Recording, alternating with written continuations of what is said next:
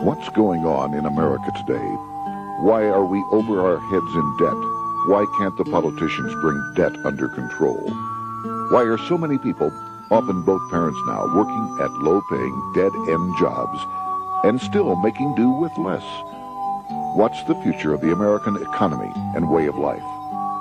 Why does the government tell us inflation is low when the buying power of our paychecks is declining at an alarming rate? Only a generation ago, bread was a quarter, and you could get a new car for $19.95. The problem is that since 1864, we've had a debt-based banking system. All our money is based on government debt. We cannot extinguish government debt without extinguishing our money supply. That's why talk of paying off the national debt without reforming our banking system is an impossibility. That's why the solution does not lie in discussing the size of the national debt, rather it lies in reforming our banking system. This is the Federal Reserve headquarters in Washington. It sits on this very impressive address, right on Constitution Avenue, right across from the Lincoln Memorial. But is it federal? Is it really part of the United States government? Well, what we're about to show you is that there's nothing federal about the Federal Reserve, and there are no reserves. The name is a deception created back before the Federal Reserve Act was passed in 1913 to make Americans think that America's central bank operates in the public interest. The truth is that the Federal Reserve is a private bank owned by private stockholders and run purely for their private profit. That's exactly correct. The Fed is a privately owned for-profit corporation which, again, has no reserves, at least no reserves available to back up the Federal Reserve notes, which is our common currency. Oh, absolutely. The Federal Reserve is neither federal and has doubtful reserves. It's a private bank that is owned by member banks. And it was chartered under the guise of deceit by an act of Congress in 1913. If there's still any doubt whether the Federal Reserve is a part of the U.S. government, check your local telephone book. In most cities, it is not listed in the blue government pages. It is listed in the business white pages right next to Federal Express, another private company. But more directly, U.S. courts have ruled time and time again that the Fed is a private corporation. Why can't Congress do something about the Fed? Most members of Congress just don't understand the system, and the few who do are afraid to speak up. For example, initially a veteran congressman from Chicago asked us if he could be interviewed for this video. However, both times our camera crew arrived at his office to do the interview, this was all we were able to film. The congressman never appeared, and eventually decided he no longer wanted to participate. But a few others in Congress have been bolder over the years. Here are 3 quick examples.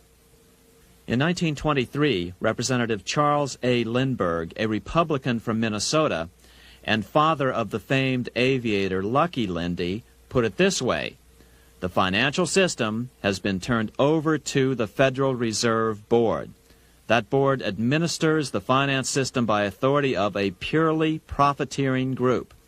The system is private, conducted for the sole purpose of obtaining the greatest possible profits from the use of other people's money. One of the most outspoken critics in Congress of the Fed was the former chairman of the House Banking and Currency Committee during the Great Depression years. Louis T. McFadden, Republican of Pennsylvania, said in 1932, "We have in this country one of the most corrupt institutions the world has ever known. I refer to the Federal Reserve Board. This evil institution has impoverished the people of the United States and has practically bankrupted our government. It has done this through the corrupt practices of the moneyed vultures who control it." Senator Barry Goldwater was a frequent critic of the Fed. Most Americans have no real understanding of the operation of the international moneylenders. The accounts of the Federal Reserve System have never been audited. It operates outside the control of Congress and manipulates the credit of the United States. The Federal Reserve really even though it is not part of the federal government, it is more powerful than the federal government. It's more powerful than the president, the Congress, and the courts. Now, a lot of people challenge me on that, but let me prove my case. The Federal Reserve determines what the average person's car payment is going to be, what their house payment is going to be, and whether they have a job or not. And I submit to you that that's total control. And the Federal Reserve is the largest single creditor of the United States government. What does Proverbs tell us? The borrower is servant to the lender. What one has to understand is that from the day the Constitution was adopted right up to today, the folks who profit from privately owned central banks, as Madison called them, the money changers, have fought a running battle for control over who gets to print America's money. Why is who prints the money so important? Think of money as just another commodity. If you have a monopoly on a commodity that everyone needs, everyone wants, and nobody has enough of, there are lots of ways to make a profit, and also exert tremendous political influence. That's what this battle is all about. Throughout the history of the United States, the money power has gone back and forth between Congress and some sort of privately owned central bank. The Founding Fathers knew the evils of a privately owned central bank. First of all, they had seen how the privately owned British central bank, the Bank of England, had run up the British national debt to such an extent that Parliament had been forced to place unfair taxes on the American colonies. In fact, as we'll see later, Ben Franklin claimed that this was the real cause of the American Revolution. Most of the Founding Fathers realized the potential dangers of banking and feared bankers' accumulation of wealth and power. Jefferson put it this way: I sincerely believe that banking institutions are more dangerous to our liberties than standing armies. The issuing power should be taken from the banks and restored to the people to whom it properly belongs. That succinct statement of Jefferson is, in fact, the solution to all our economic problems today. It bears repeating. The issuing power should be taken from the banks and restored to the people to whom it properly belongs. James Madison, the main author of the Constitution, agreed. Interestingly, he called those behind the central bank scheme money changers. Madison strongly criticized their actions. History records that the money changers have used every form of abuse, intrigue, deceit, and violent means possible to maintain their control over governments by controlling money and its issuance. The battle over who gets to issue our money has been the pivotal issue throughout the history of the United States. Wars are fought over it, depressions are caused to acquire it. Yet after World War I, this battle was rarely mentioned in newspapers or history books. Why? By World War I, the money changers, with their dominant wealth, had seized control of most of the nation's press. Throughout U.S. history, this battle over who gets the power to issue our money has raged. In fact, it's changed hands back and forth 8 times since 1764, yet this fact has virtually vanished from public view for over 3 generations behind a smokescreen emitted by Fed cheerleaders in the media. Until we stop talking about deficits and government spending and start talking about who controls how much money we have, it's all just a big shell game, a complete and utter deception. It won't matter if you pass an ironclad amendment to the Constitution mandating a balanced budget. Our situation is only going to get worse until we root out the cause at its source. What's the solution for our national problem? First of all, education. That's what this video presentation is all about. But secondly, we must act. We must take back the power to issue our own money. Issuing our own money is not a radical solution. I want to stress that. It's the same solution used at different points in U.S. history by men like Benjamin Franklin, Thomas Jefferson, Andrew Jackson, Martin Van Buren, and Abraham Lincoln. So, to sum it up, in 1913, Congress gave an independent central bank, deceptively named the Federal Reserve, a monopoly over issuing America's money, and the debt generated by this quasi-private corporation is what is killing the American economy. Though the Federal Reserve is now the most powerful central bank in the world, it was not the first. So where did this idea come from? To really understand the magnitude of the problem, we have to travel back to Europe. Just who are these money changers James Madison spoke of? In the Bible, 2,000 years ago, Jesus drove the money changers from the temple. It was the only time Jesus used force during his ministry. What were money changers doing in the temple? When Jews came to Jerusalem to pay their temple tax, they could only pay it with a special coin, the half shekel of the sanctuary. This was a half ounce of pure silver about this size. It was the only coin around at that time which was pure silver and of assured weight without the image of a pagan emperor. Therefore, to Jews, the half shekel was the only coin acceptable to God. But these coins were not plentiful. The money changers had cornered the market on them. Then they raised the price, just like any other commodity, to whatever the market would bear.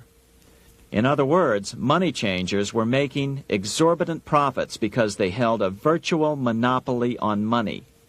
The Jews had to pay whatever they demanded.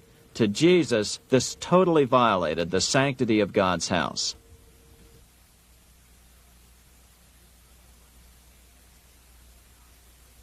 But the money-changing scam did not originate in Jesus' day.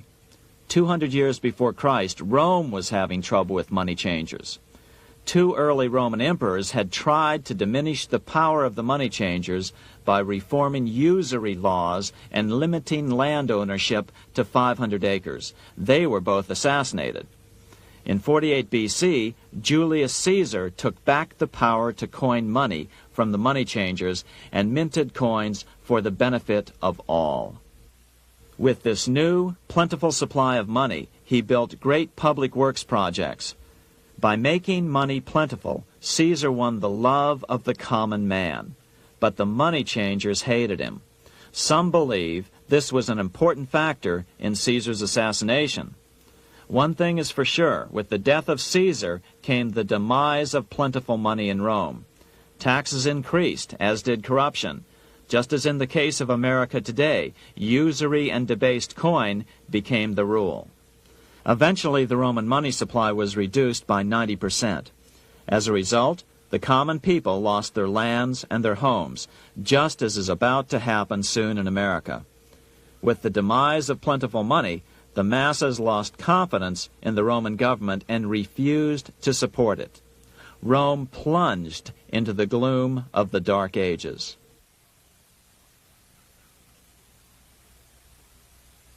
A 1,000 years after the death of Christ, money changers, those who loan out and manipulate the quantity of money, were active in medieval England. In fact, they were so active that acting together, they could manipulate the entire English economy. These were not bankers per se. The money changers generally were the goldsmiths. They were the first bankers because they started keeping other people's gold for safekeeping in their vaults. The first paper money was merely a receipt for gold left at the goldsmith. Paper money caught on because it was more convenient than carrying around a lot of heavy gold and silver coins. Eventually, goldsmiths noticed that only a small fraction of the depositors ever came in and demanded their gold at any one time. Goldsmiths started cheating on the system. They discovered that they could print more money than they had gold, and usually no one would be the wiser. Then they could loan out this extra money and collect interest on it. This was the birth of fractional reserve banking. That is, loaning out many times more money than you have assets on deposit. So, if $1,000 in gold were deposited with them, they could loan out about $10,000 in paper money and draw interest payments on it, and no one would ever discover the deception. By this means, goldsmiths gradually accumulated more and more wealth and used this wealth to accumulate more and more gold. Today, this practice of loaning out more money than there are reserves is known as fractional reserve banking. Every bank in the United States is allowed to loan out at least 10 times more money than they actually have. That's why they get rich on charging, let's say, 8% interest. It's not really 8% per year, which is their income. It's 80%. That's why bank buildings are always the largest in town. But does that mean that all interest or all banking should be illegal? Hardly. In the Middle Ages, canon law, the law of the Catholic Church, forbade charging interest on loans. This concept followed the teachings of Aristotle and St. Thomas Aquinas. They taught that the purpose of money was to serve the members of society, to facilitate the exchange of goods needed to lead a virtuous life. Interest, in their belief, hindered this purpose by putting an unnecessary burden on the use of money. In other words, interest was contrary to reason and justice. Reflecting church law in the Middle Ages, Europe forbade charging interest on loans and made it a crime called usury. As commerce grew, and therefore opportunities for investment arose in the late Middle Ages, it came to be recognized that to loan money had a cost for the lender, both in risk and in lost opportunity. So some charges were allowed, but not interest per se. But all moralists, no matter what religion, condemn fraud, oppression of the poor, and injustice as clearly immoral.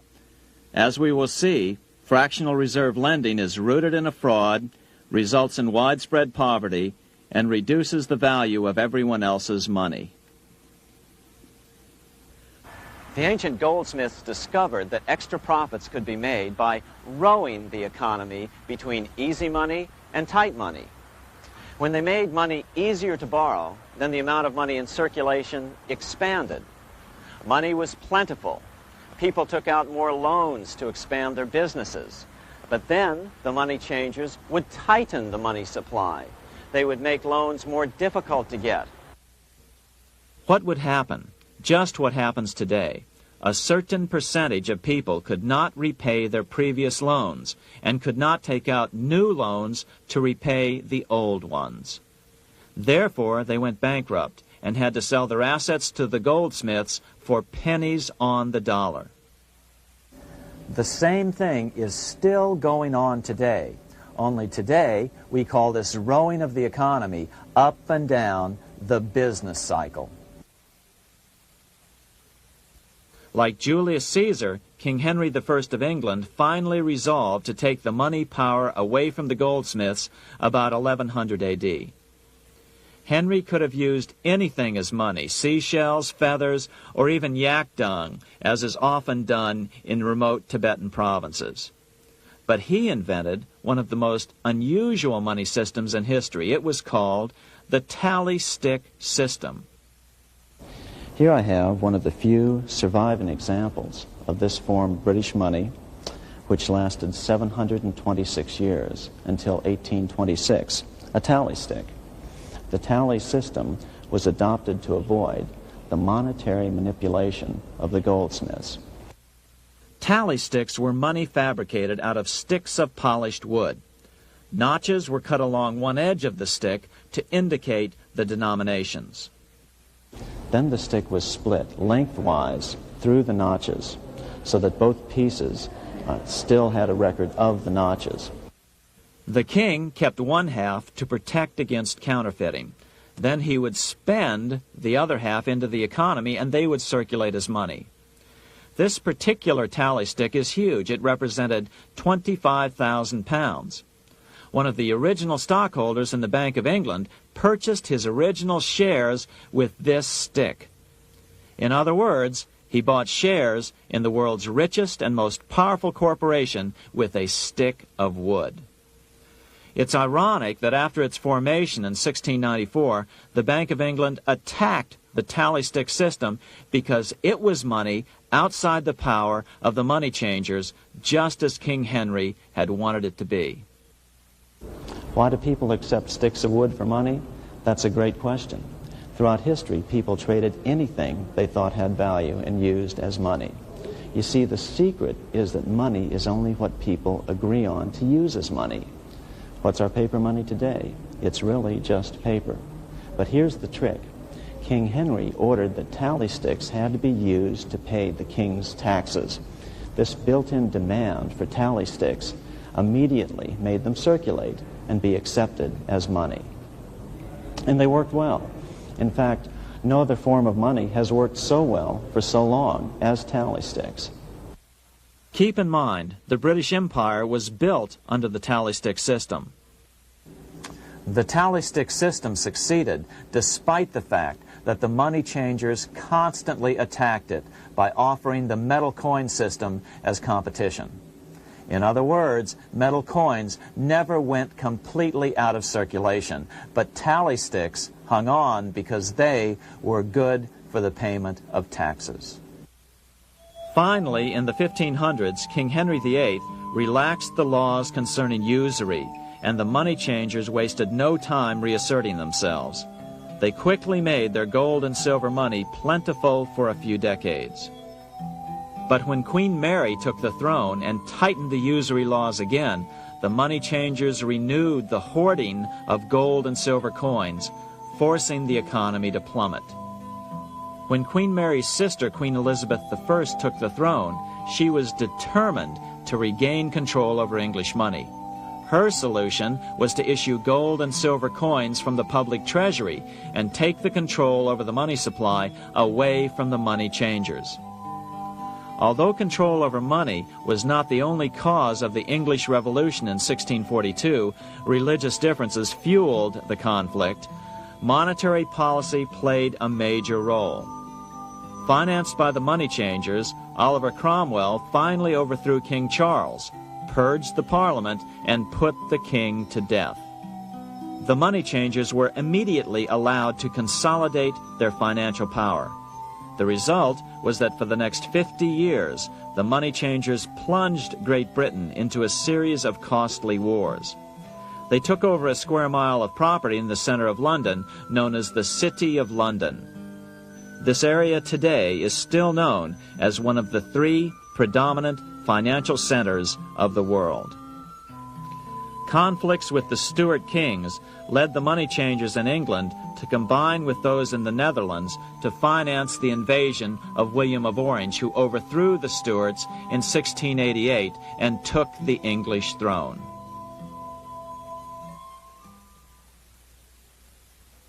By the end of the 1600s, England was in financial ruin. 50 years of more or less continuous wars with France and Holland had exhausted her. Frantic government officials met with the money changers to beg for the loans necessary to pursue their political purposes. The price was high: a government-sanctioned, privately owned bank which could issue money created out of nothing. It was to be the modern world's first privately owned central bank, the Bank of England. Although it was deceptively called the Bank of England to make the general population think it was part of the government, it was not. Like any other private corporation, the Bank of England sold shares to get started. The investors, whose names were never revealed, were supposed to put up £1.25 million British pounds in gold coin to buy their shares in the bank, but only £750,000 was ever received. Despite that, the bank was duly chartered in 1694 and started out in the business of loaning out several times the money it supposedly had in reserves, all at interest. In exchange, the new bank would loan British politicians as much of the new currency as they wanted, as long as they secured the debt by direct taxation of the British people. So, legalization of the Bank of England amounted to nothing less than legal counterfeiting of a national currency for private gain. Unfortunately, nearly every nation now has a privately controlled central bank using the Bank of England as the basic model. Such is the power of these central banks that they soon take total control over a nation's economy. It soon amounts to nothing but a plutocracy, rule by the rich. It would be like putting control of the army in the hands of the mafia. The danger of tyranny would be extreme.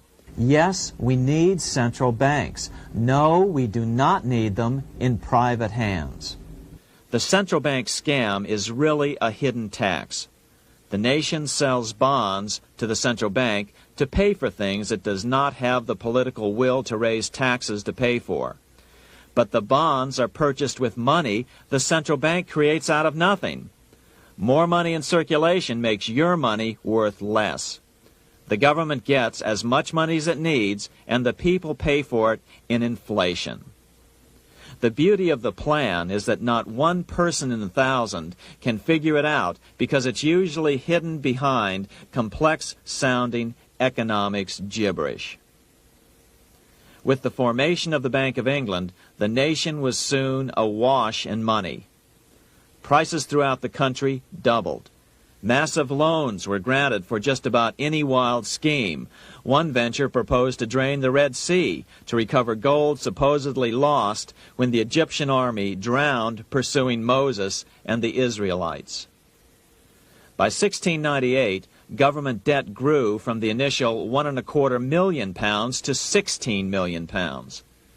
Naturally, taxes were increased and then increased again to pay for all of this. With the British money supply firmly in their grip, the British economy began a wild roller coaster series of booms and depressions, exactly the sort of thing a central bank claims it is determined to prevent. There are two things which I think are intrinsic not just to the Bank of England, but to central banking generally. The first is an involvement in the formulation of monetary policy with the specific objective of achieving monetary stability. However, since the Bank of England took control, the British pound has rarely been stable. Now let's take a look at the role of the Rothschild family, the family said to be the wealthiest in the world.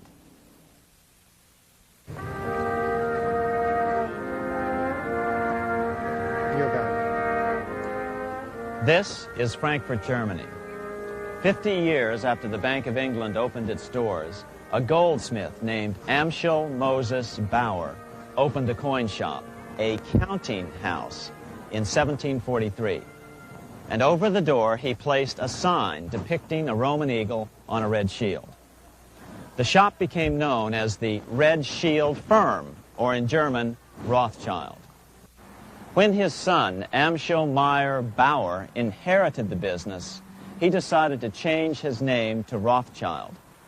Amschel soon learned that loaning money to governments and kings was more profitable than loaning to private individuals.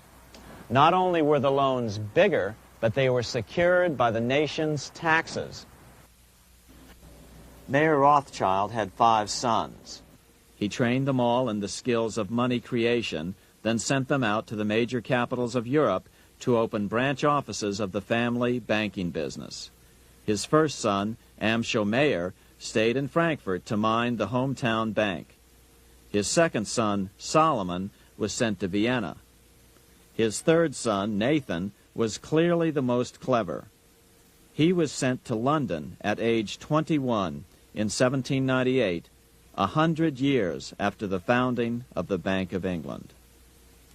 His fourth son, Karl, went to Naples, and his fifth son, Jacob, went to Paris. In 1785, Mayer Amschel moved his entire family to this larger house, a 5-story dwelling he shared with the Schiff family. This house was known as the Green Shield. The Rothschilds and the Schiffs would play a central role in the rest of European financial history and in that of the United States. The Rothschilds broke into dealings with European royalty here at Wilhelmshof, the palace of the wealthiest man in Germany, in fact, the wealthiest monarch in all Europe, Prince William of Hesse-Kassel.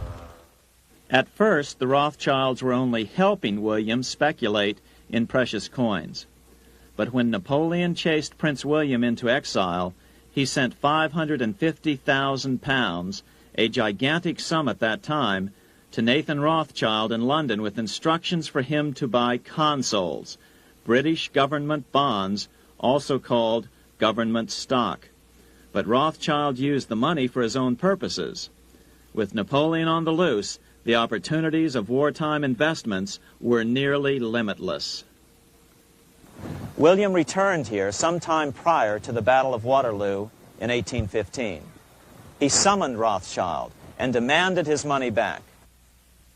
The Rothschilds returned William's money with the interest the British consuls would have paid him had the investment actually been made. But the Rothschilds kept all the past profits they had made using William's money. Nathan Rothschild later bragged that in the 17 years he'd been in England, he'd increased his original £20,000 stake given to him by his father by 2,500 times. By cooperating within the family, the Rothschilds soon grew unbelievably wealthy. By the mid-1800s, they dominated all European banking and were certainly the wealthiest family in the world.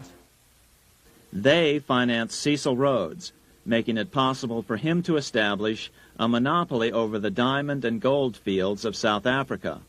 In America, they financed the Harrimans and railroads, the Vanderbilts and railroads and the press, and Carnegie in the steel industry, among many others. In fact, during World War I, J.P. Morgan was thought to be the richest man in America. But after his death, it was discovered that he was actually only a lieutenant of the Rothschilds. Once Morgan's will was made public, it was discovered that he owned only 19% of J.P. Morgan companies. By 1850, James Rothschild, the heir of the French branch of the family, was said to be worth 600 million French francs, 150 million more than all the other bankers in France put together. He built this mansion called Ferrier, just east of Paris. Wilhelm I, on seeing it, exclaimed, "Kings couldn't afford this. It could only belong to a Rothschild." Another 19th century French commentator put it this way: "There is but one power in Europe, and that is Rothschild." There is no evidence that their predominant standing in European or world finance has changed. Now let's take a look at the results the Bank of England had produced on the British economy and how that later was the root cause of the American Revolution.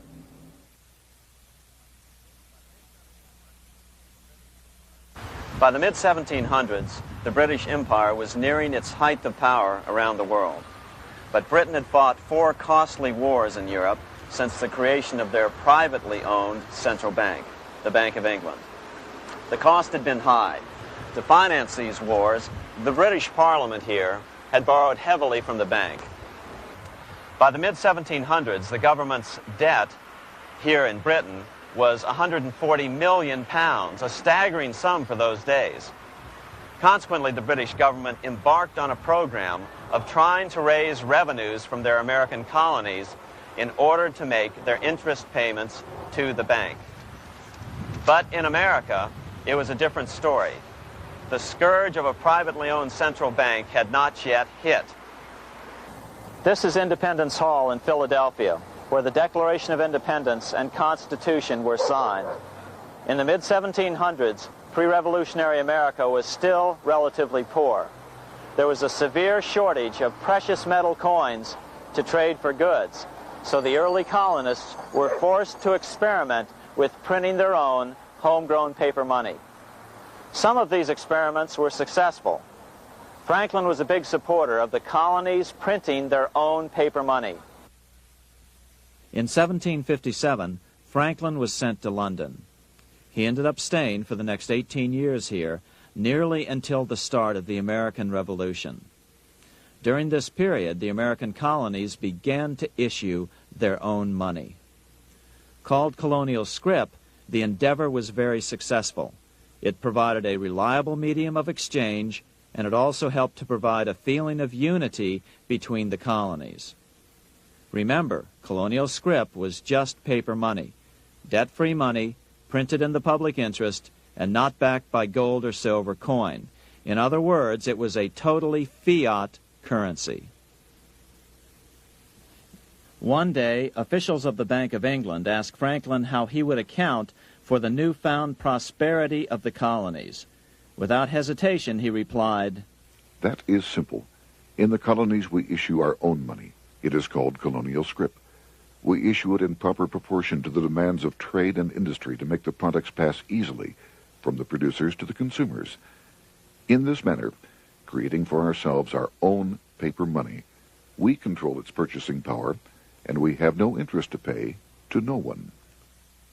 This was just common sense to Franklin, but you can imagine the impact it had on the Bank of England.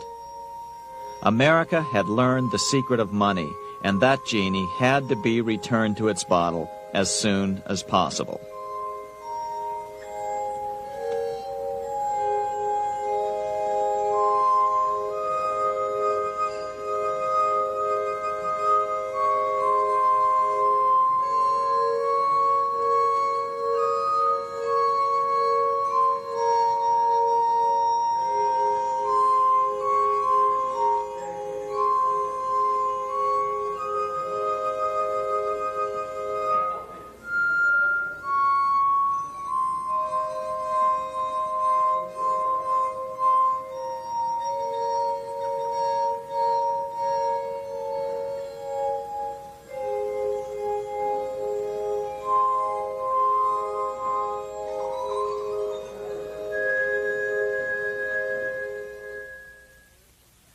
As a result, Parliament hurriedly passed the Currency Act of 1764.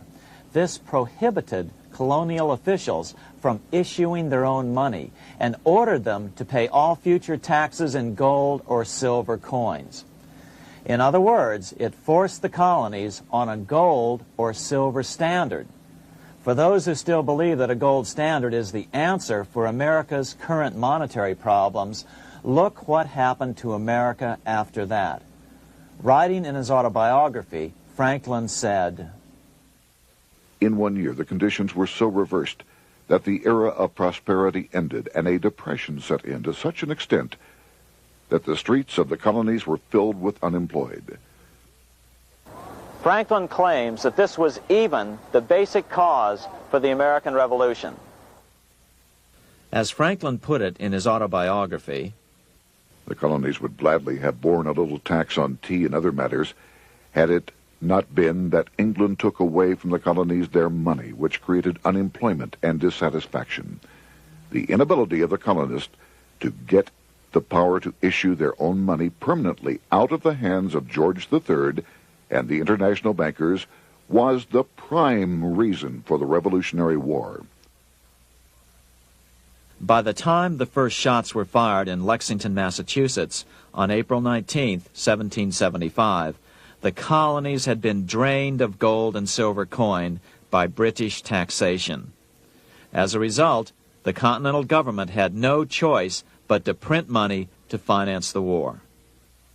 At the start of the Revolution, the U.S. money supply stood at $12 million.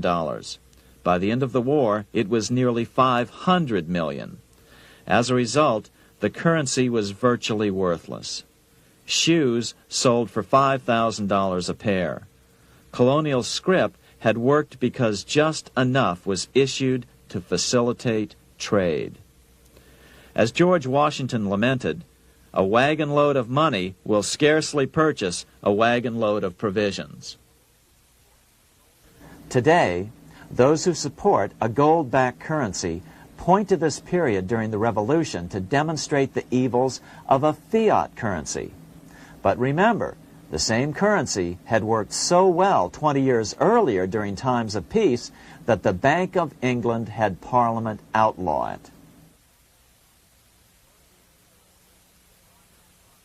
Towards the end of the Revolution, the Continental Congress, meeting here at Independence Hall, grew desperate for money.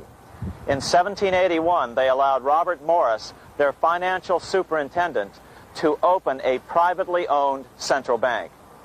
Incidentally, Morris was a wealthy man who had grown wealthier during the Revolution by trading in war materials. Called the Bank of North America, the new bank was closely modeled after the Bank of England. It was allowed to practice fractional reserve banking. That is, it could lend out money it didn't have, then charge interest on it. If you or I were to do that, we would be charged with fraud, a felony. The bank's charter called for private investors to put up $400,000 worth of initial capital. But when Morris was unable to raise the money, he brazenly used his political influence to have gold deposited in the bank, which had been loaned to America by France. He then loaned this money to himself and his friends to reinvest in shares of the bank. And, like the Bank of England, the bank was given a monopoly over the national currency. Soon the dangers became clear. The value of American currency continued to plummet. So, 4 years later, in 1785, the bank's charter was not renewed. The leader of the effort to kill the bank, William Findley of Pennsylvania, explained the problem this way, quote, "This institution, having no principle but that of avarice, will never be varied in its object, to engross all the wealth, power, and influence of the state." The men behind the Bank of North America, Alexander Hamilton, Robert Morris, and the bank's president, Thomas Weiling, did not give up.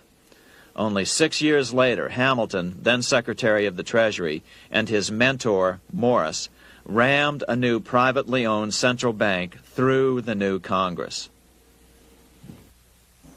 Called the first bank of the United States, Thomas Weiling again served as the bank's president. The players were the same, only the name of the bank was changed.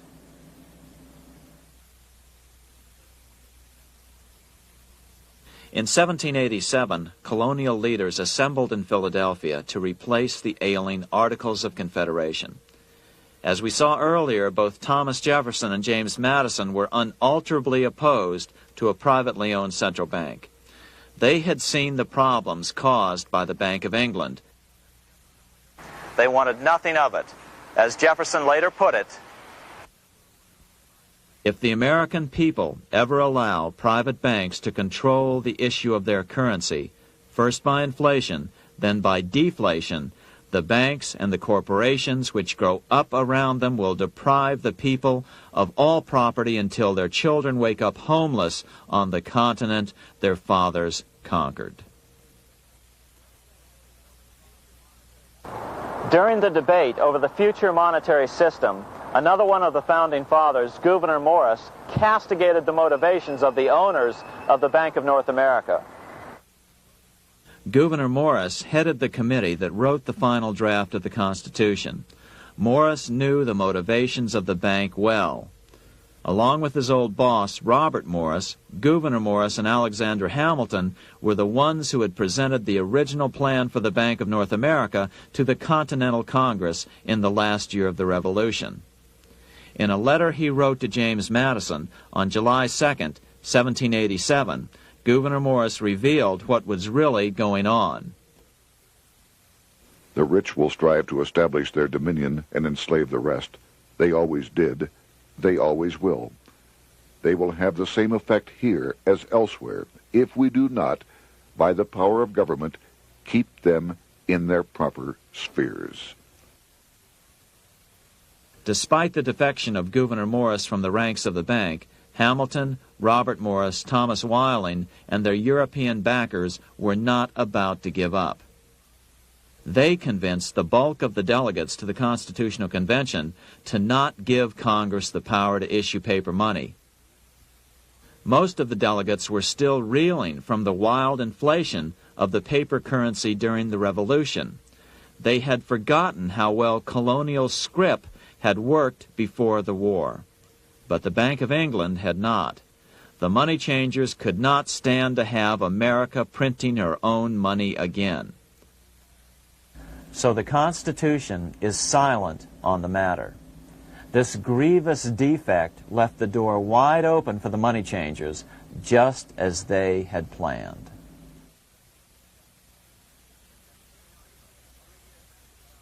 In 1790, less than 3 years after the Constitution had been signed, the money changers struck again. The newly appointed first Secretary of the Treasury, Alexander Hamilton, proposed a bill to the Congress calling for a new, privately owned central bank. Coincidentally, that was the very year that Amschel Rothschild made his pronouncement from his flagship bank in Frankfurt.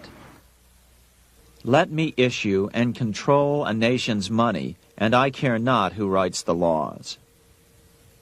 Alexander Hamilton was a tool of the international bankers, and he wanted to create the U.S. Bank, the BUS, or the Bank of the United States, and did so. Interestingly, one of Hamilton's first jobs after graduating from law school in 1782 was as an aide to Robert Morris, the head of the Bank of North America. In fact, the year before, Hamilton had written Morris a letter saying, "A national debt, if it is not excessive, will be to us a national blessing." A blessing to whom? After a year of intense debate, in 1791, Congress passed the bill and gave it a 20-year charter. The new bank was to be called the First Bank of the United States, or BUS. Here we are in front of the First Bank of the United States in Philadelphia. The bank was given a monopoly on printing U.S. currency, even though 80% of its stock would be held by private investors. The other 20% would be purchased by the U.S. government. But the reason was not to give the government a piece of the action. It was to provide the capital for the other 80% owners. As with the old Bank of North America and the Bank of England before that, the stockholders never paid the full amount for their shares. The U.S. government put up their initial $2 million in cash. Then the bank, through the old magic of fractional reserve lending, made loans to its charter investors so they could come up with the remaining $8 million of capital needed for this risk-free investment. Like the Bank of England, the name of the Bank of the United States was deliberately chosen to hide the fact that it was privately controlled. And like the Bank of England, the names of the investors in the bank were never revealed. Many years later, it was a common saying that the Rothschilds were the power behind the old Bank of the United States. The bank was sold to Congress as a way to bring stability to the banking system and eliminate inflation. So what happened? Over the first 5 years, the U.S. government borrowed $8.2 million from the Bank of the United States. In the same 5-year period, prices rose by 72%. Jefferson, as the new Secretary of State, watched the borrowing with sadness and frustration, unable to stop it. I wish it were possible to obtain a single amendment to our Constitution, taking from the federal government the power of borrowing. Millions of Americans feel the same way today. They watch in helpless frustration as the federal government borrows the American economy into oblivion. So, although it was called the First Bank of the United States, it was not the first attempt at a privately owned central bank in this country. As with the Bank of North America, the government put up most of the cash to get this private bank going, then the bankers loaned the money to each other to buy the remaining stock in the bank. It was a scam, plain and simple, and they wouldn't be able to get away with it for long. But first, we have to travel back to Europe to see how a single man was able to manipulate the entire British economy by obtaining the first news of Napoleon's final defeat.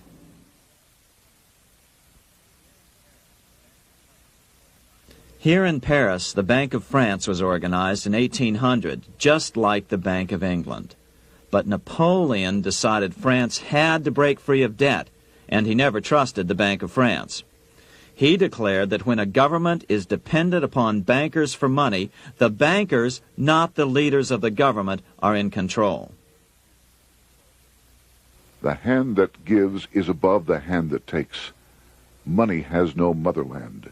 Financiers are without patriotism and without decency. Their sole object is gain. Back in America, unexpected help was about to arrive.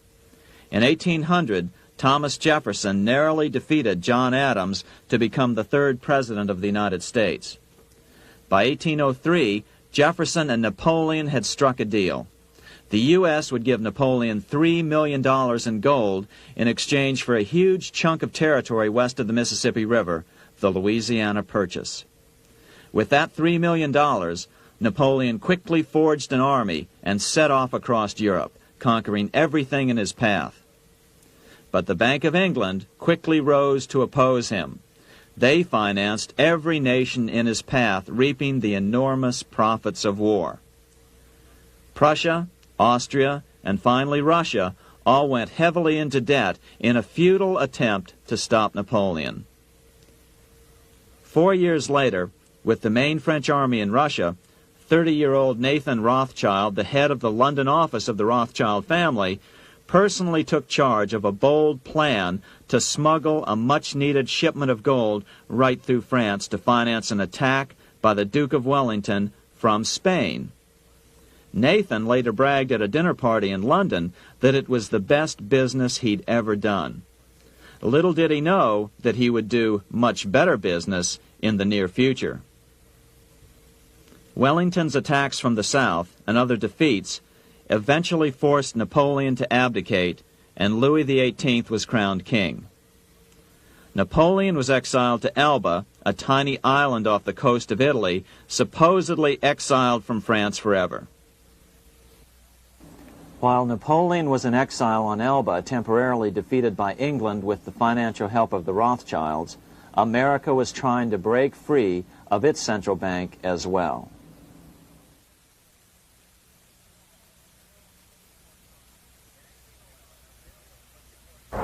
In 1811, a bill was put before Congress to renew the charter of the Bank of the United States. The debate grew very heated, and the legislatures of both Pennsylvania and Virginia passed resolutions asking Congress to kill the bank. The press corps of the day attacked the bank openly, calling it a great swindle, a vulture, a viper, and a cobra. Oh, to have an independent press once again in America.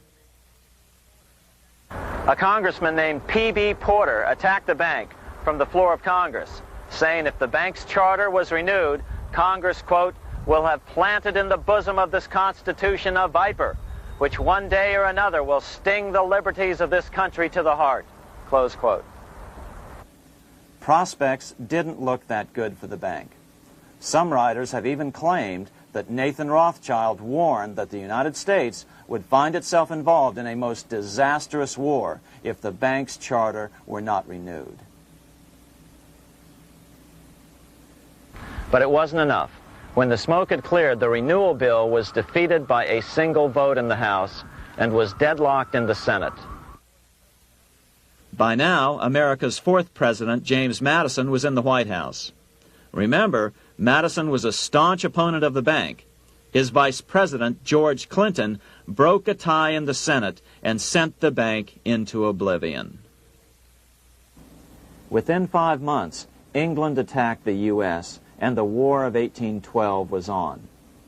But the British were still busy fighting Napoleon, and so the War of 1812 ended in a draw in 1814. Though the money changers were temporarily down, they were far from out. It would take them only another 2 years to bring back their bank bigger and stronger than ever.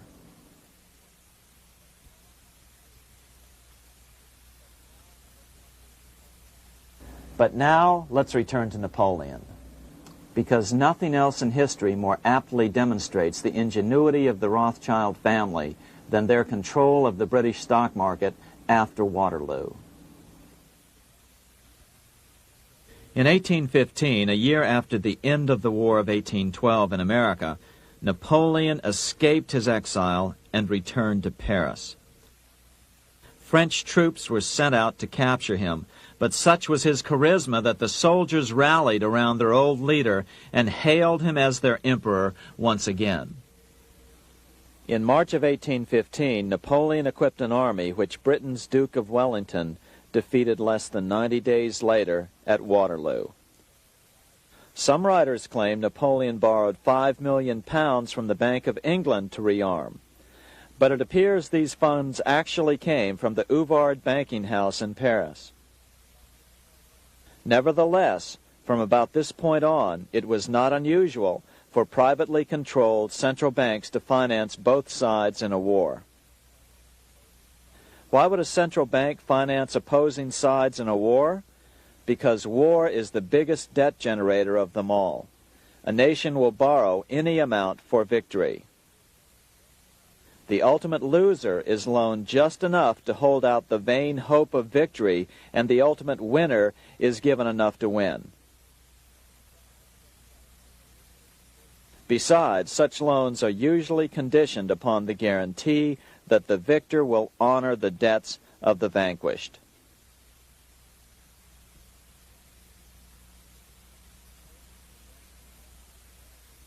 This is the Waterloo battlefield about 200 miles northeast of Paris in what today is Belgium. Here Napoleon suffered his final defeat, but not before thousands of French and Englishmen gave their lives on a steamy summer day in July of 1815. Right over there, on June 18, 1815, 74,000 French troops met 67,000 troops from Britain and other European nations. The outcome was certainly in doubt. In fact, had Napoleon attacked a few hours earlier, he would probably have won the battle. But no matter who won or lost, back in London, Nathan Rothschild planned to use the opportunity to try to seize control over the British stock and bond market and possibly even the Bank of England. Rothschild stationed a trusted agent, a man named Rothworth, on the north side of the battlefield, closer to the English Channel. Once the battle had been decided, Rothworth took off for the Channel. He delivered the news to Nathan Rothschild a full 24 hours before Wellington's own courier. Rothschild hurried to the stock market and took up his usual position in front of an ancient pillar. All eyes were on him. The Rothschilds had a legendary communications network. If Wellington had been defeated and Napoleon was loose on the continent again, Britain's financial situation would become grave indeed. Rothschild looked saddened. He stood there motionless, eyes downcast. Then suddenly he began selling. Other nervous investors saw that Rothschild was selling. It could only mean one thing. Napoleon must have won, Wellington must have lost. The market plummeted. Soon everyone was selling their consols, their British government bonds, and prices dropped sharply. But then Rothschild started secretly buying up the consols through his agents for only a fraction of their worth hours before. Myths, legends, you say? 100 years later, the New York Times ran a story which said that Nathan's grandson had attempted to secure a court order to suppress a book with this stock market story in it. The Rothschild family claimed the story was untrue and libelous, but the court denied the Rothschilds' request and ordered the family to pay all court costs. What's even more interesting about this story is that some authors claim that the day after the Battle of Waterloo, in a matter of hours, Nathan Rothschild came to dominate not only the bond market, but the Bank of England as well. Whether or not the Rothschild family seized control of the Bank of England, the first privately owned central bank in a major European nation and the wealthiest, one thing is certain. By the mid-1800s, the Rothschilds were the richest family in the world, bar none. They dominated the new government bond markets and branched into other banks and industrial concerns.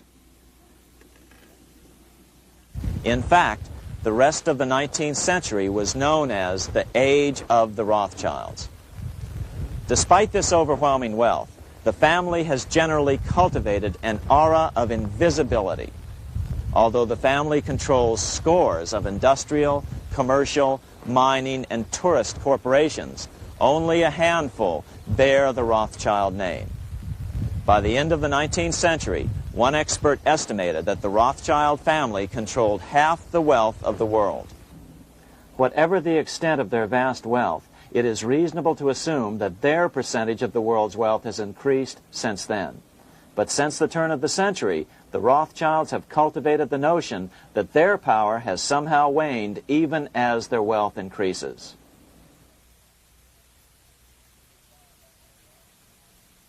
Meanwhile, back in Washington in 1816, just 1 year after Waterloo and Rothschild's alleged takeover of the Bank of England, the American Congress passed a bill permitting yet another privately owned central bank.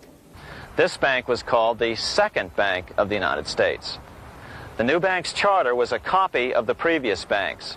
The U.S. government would own 20% of the shares of the bank. Of course, the federal share was paid by the Treasury up front into the bank's coffers.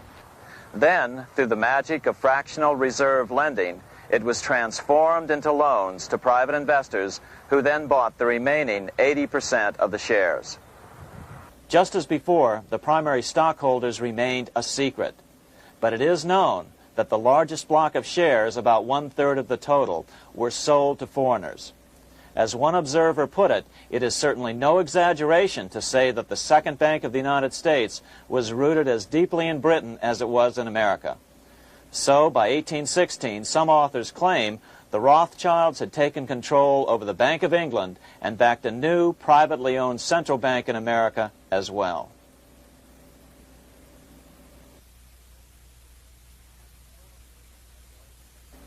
After 12 years of manipulations of the U.S. economy on the part of the Second Bank of the U.S., the American people had had just about enough.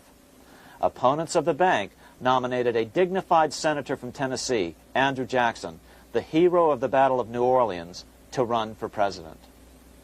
This is his home, the Hermitage. No one gave Jackson a chance initially. The bank had long ago learned how the political process could be controlled with money. To the surprise and dismay of the money changers, Jackson was swept into office in 1828. Jackson was determined to kill the bank at the first opportunity and wasted no time in trying to do so. But the bank's 20-year charter didn't come up for renewal until 1836, the last year of his second term, if he could survive that long. During his first term, Jackson contented himself with rooting out the bank's many minions from government service. He fired 2,000 of the 11,000 employees of the federal government. In 1832, with his re-election approaching, the bank struck an early blow, hoping Jackson would not want to stir up controversy. They asked Congress to pass a renewal bill 4 years early. Naturally, Congress complied, then sent it to the president for signing. But Jackson weighed in with both feet. Old Hickory, never a coward, vetoed the bill. His veto message is one of the great American documents. It clearly lays out the responsibility of the American government towards its citizens, rich and poor. It is not our own citizens only who are to receive the bounty of our government. More than 8 million of the stock of this bank are held by foreigners. Is there no danger to our liberty and independence in a bank that in its nature has so little to bind it to our country? Controlling our currency, receiving our public monies, and holding thousands of our citizens' independence would be more formidable and dangerous than a military power of the enemy. If government would confine itself to equal protection and, as heaven does its rains, shower its favor alike on the high and the low, the rich and the poor, it would be an unqualified blessing. In the act before me, there seems to be a wide and unnecessary departure from these just principles. Later that year, in July 1832, Congress was unable to override Jackson's veto. Now Jackson had to stand for re-election. Jackson took his argument directly to the people. For the first time in U.S. history, Jackson took his presidential campaign on the road. Before then, presidential candidates stayed at home and looked presidential. His campaign slogan was Jackson and no bank. The The National Republican Party ran Senator Henry Clay against Jackson. Despite the fact that the bankers poured over $3 million into Clay's campaign, Jackson was reelected by a landslide in November of 1832. Despite his presidential victory, Jackson knew the battle was only beginning. "The hydra of corruption is only scotched, not dead," said the newly elected president. Jackson ordered his new Secretary of Treasury, Lewis McLean, to start removing the government's deposits from the second bank and start placing them in state banks. But McLean refused to do so. Jackson fired him and appointed William J. Duane as the new Secretary of the Treasury. Duane also refused to comply with the president's requests, and so Jackson fired him as well and then appointed Roger B. Taney to the office. Taney did withdraw government funds from the bank starting on October 1st, 1833. Jackson was jubilant. "I have it chained. I'm ready with screws to draw every tooth and then the stumps." But the bank was not yet done fighting. Its head, Nicholas Biddle, used his influence to get the Senate to reject Taney's nomination. Then, in a rare show of arrogance, Biddle threatened to cause a depression if the bank was not rechartered. This worthy president thinks that because he has scalped Indians and imprisoned judges, he is to have his way with the bank. He is mistaken.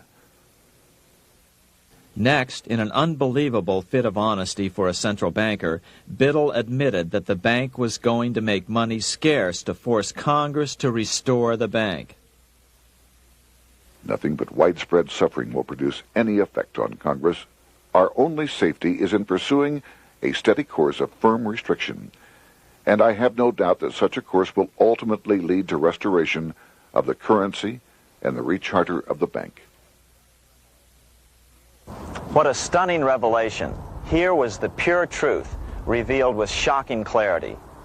Biddle intended to use the money contraction power of the bank to cause a massive depression until America gave in.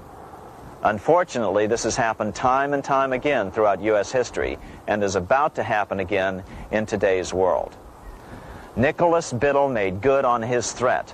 The bank sharply contracted the money supply by calling in old loans and refusing to extend new ones. A financial panic ensued, followed by a deep depression. Naturally, Biddle blamed Jackson for the crash, saying that it was caused by the withdrawal of federal funds from the bank. Unfortunately, his plan worked well. Wages and prices sagged. Unemployment soared along with business bankruptcies. The nation quickly went into an uproar. Newspaper editors blasted Jackson in editorials. The bank threatened to withhold payments, which then could be made directly to key politicians for their support. Within only months, Congress assembled in what was called the panic session. 6 months after he had withdrawn funds from the bank, Jackson was officially censured by a resolution which passed the Senate by a vote of 26 to 20. It was the first time a president had ever been censured by Congress. Jackson lashed out at the bank. "You are a den of vipers. I intend to rout you out, and by eternal God, I will rout you out." America's fate teetered on a knife edge. If Congress could muster enough votes to override Jackson's veto, the bank would be granted another 20-year monopoly or more over America's money, time enough to consolidate its already great power. Then a miracle occurred. The governor of Pennsylvania came out supporting President Jackson and strongly criticized the bank. On top of that, Biddle had been caught boasting in public about the bank's plan to crash the economy. Suddenly, the tide shifted. In April of 1834, the House of Representatives voted 134 to 82 against rechartering the bank. This was followed up by an even more lopsided vote to establish a special committee to investigate whether the bank had caused the crash. When the investigating committee arrived at the bank's door in Philadelphia, armed with a subpoena to examine the books, Biddle refused to give them up.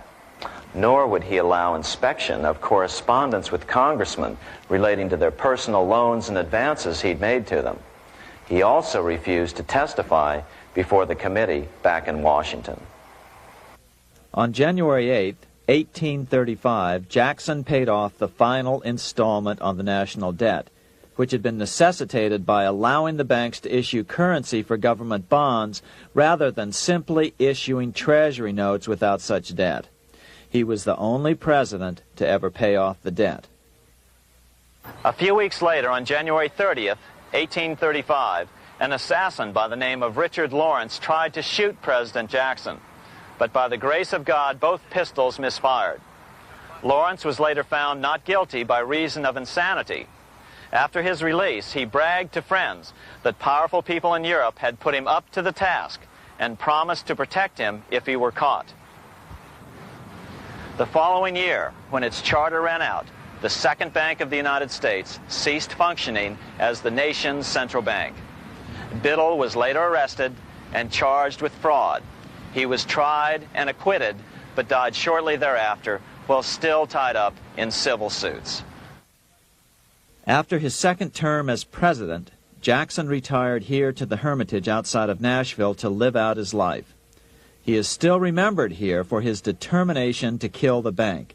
In fact, he killed it so well that it took the money changers 77 years to undo the damage.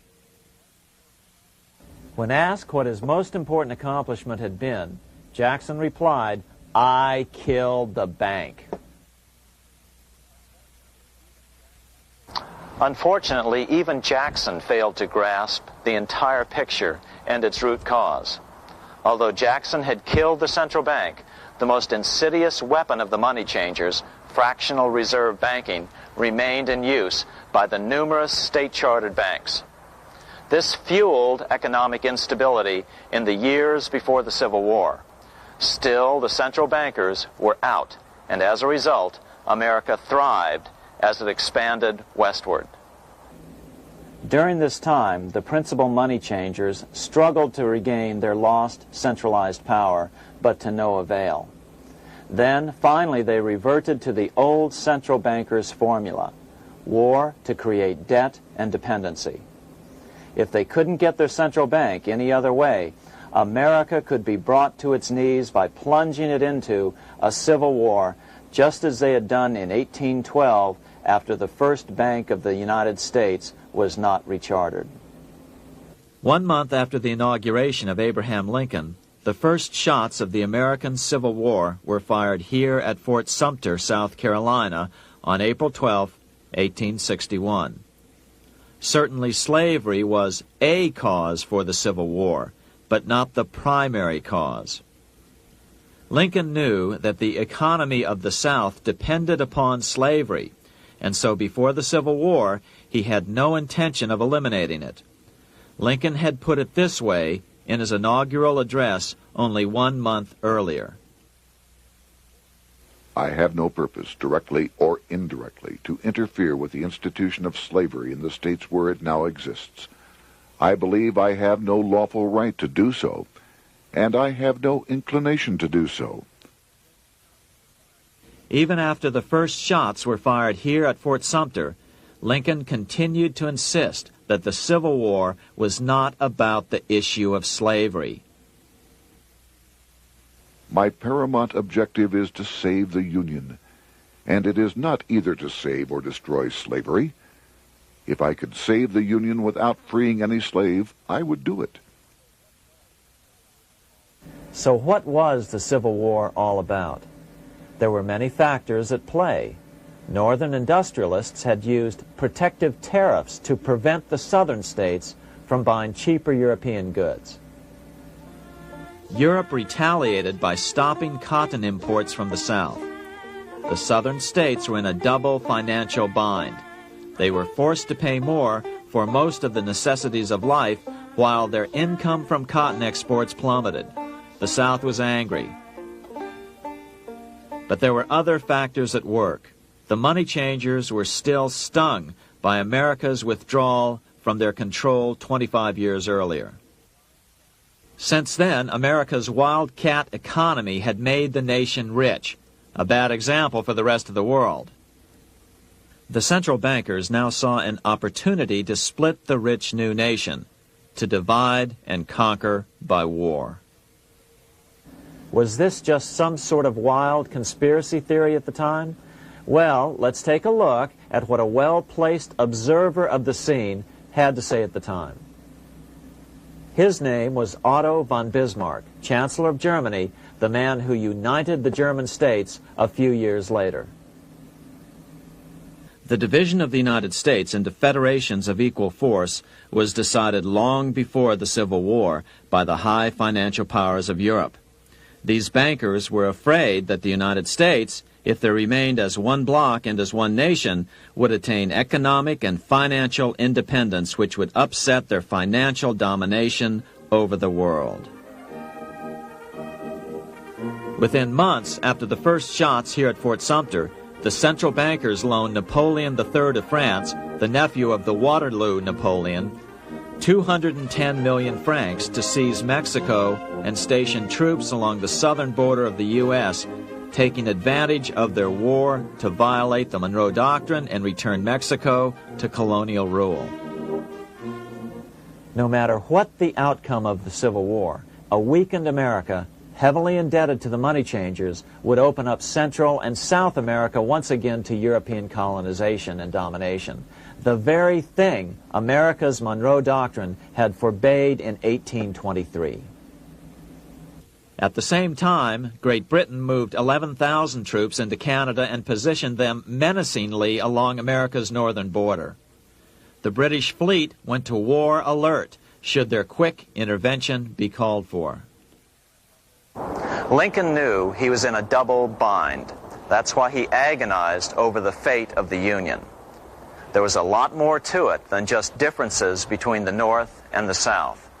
That's why his emphasis was always on union and not merely the defeat of the South. But Lincoln needed money to win. In 1861, Lincoln and his Secretary of Treasury, Salmon P. Chase, went to New York to apply for the necessary loans. The money changers, anxious to see the Union fail, offered loans at 24 to 36% interest. Lincoln said thanks, but no thanks, and returned to Washington. Lincoln sent for an old friend, Colonel Dick Taylor of Chicago, and put him on the problem of financing the war. During one meeting, Lincoln asked Taylor what he'd discovered. Taylor put it this way.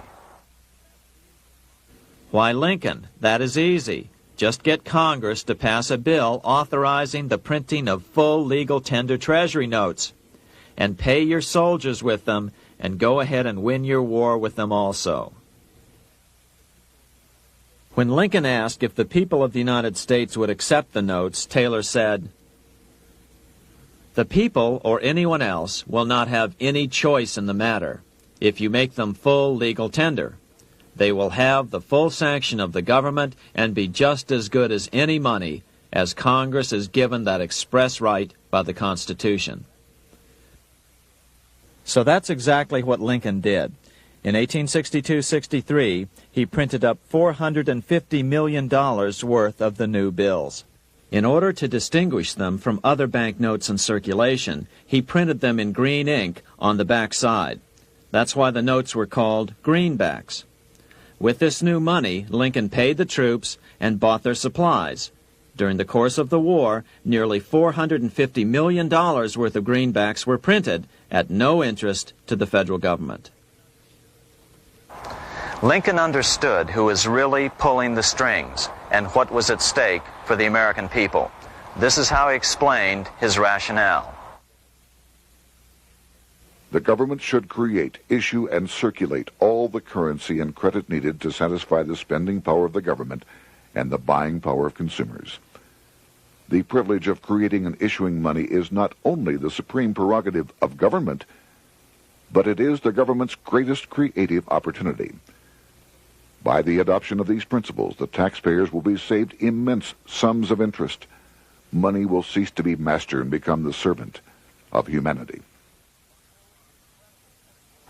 A truly incredible editorial in the London Times explained the central bankers' attitude towards Lincoln's greenbacks. If this mischievous financial policy, which has its origins in North America, shall become indurated down to a fixture, then That government will furnish its own money without cost. It will pay off debts and be without debt. It will have all the money necessary to carry on its commerce. It will become prosperous without precedent in the history of the world. The brains and wealth of all countries will go to North America. That country must be destroyed, or it will destroy every monarchy on the globe. The scheme was effective, so effective that the next year, 1863, with Federal and Confederate troops beginning to mass for the decisive battle of the Civil War, and the Treasury in need of further congressional authority to issue more greenbacks, Lincoln allowed the bankers to push through the National Bank Act. These new national banks would operate under a virtual tax-free status and collectively had the exclusive monopoly power to create the new form of money, banknotes. Though greenbacks continued to circulate, their numbers were not increased. But most importantly, from this point on, the entire U.S. money supply would be created out of debt by bankers buying U.S. government bonds and issuing them for reserves for banknotes. As historian John Kenneth Galbraith explained it, in numerous years following the war, the federal government ran a heavy surplus. It could not, however, pay off its debt, retire its securities, because to do so meant there would be no bonds to back the national banknotes. To pay off the debt was to destroy the money supply. Later in 1863, Lincoln got some unexpected help from Tsar Alexander II of Russia. The Tsar, like Bismarck in Germany, knew what the international money changers were up to and had steadfastly refused to let them set up a central bank in Russia. If America survived and was able to remain out of their clutches, the Tsar's position would remain secure.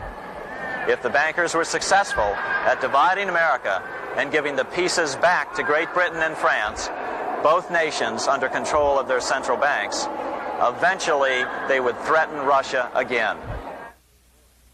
So the Tsar gave orders that if either England or France actively intervened and gave aid to the South, Russia would consider such action as a declaration of war. He did the same with part of his Pacific Fleet and sent them to port in San Francisco. Lincoln was reelected the next year, 1864. Had he lived, he would surely have killed the national bank's money monopoly extracted from him during the war. On November 21, 1864, he wrote a friend the following: The money power preys upon the nation in times of peace and conspires against it in times of adversity. It is more despotic than monarchy, more insolent than autocracy, more selfish than bureaucracy. Shortly before Lincoln was murdered, his former Secretary of Treasury, Salmon P. Chase, bemoaned his role in helping secure the passage of the National Banking Act only 1 year earlier. My agency in promoting the passage of the National Banking Act was the greatest financial mistake in my life. It has built up a monopoly which affects every interest in the country. On April 14, 1865, 41 days after his second inauguration and just 5 days after Lee surrendered to Grant at Appomattox, Lincoln was shot by John Wilkes Booth at Ford's Theater. Bismarck, Chancellor of Germany, lamented the death of Abraham Lincoln. The death of Lincoln was a disaster for Christendom.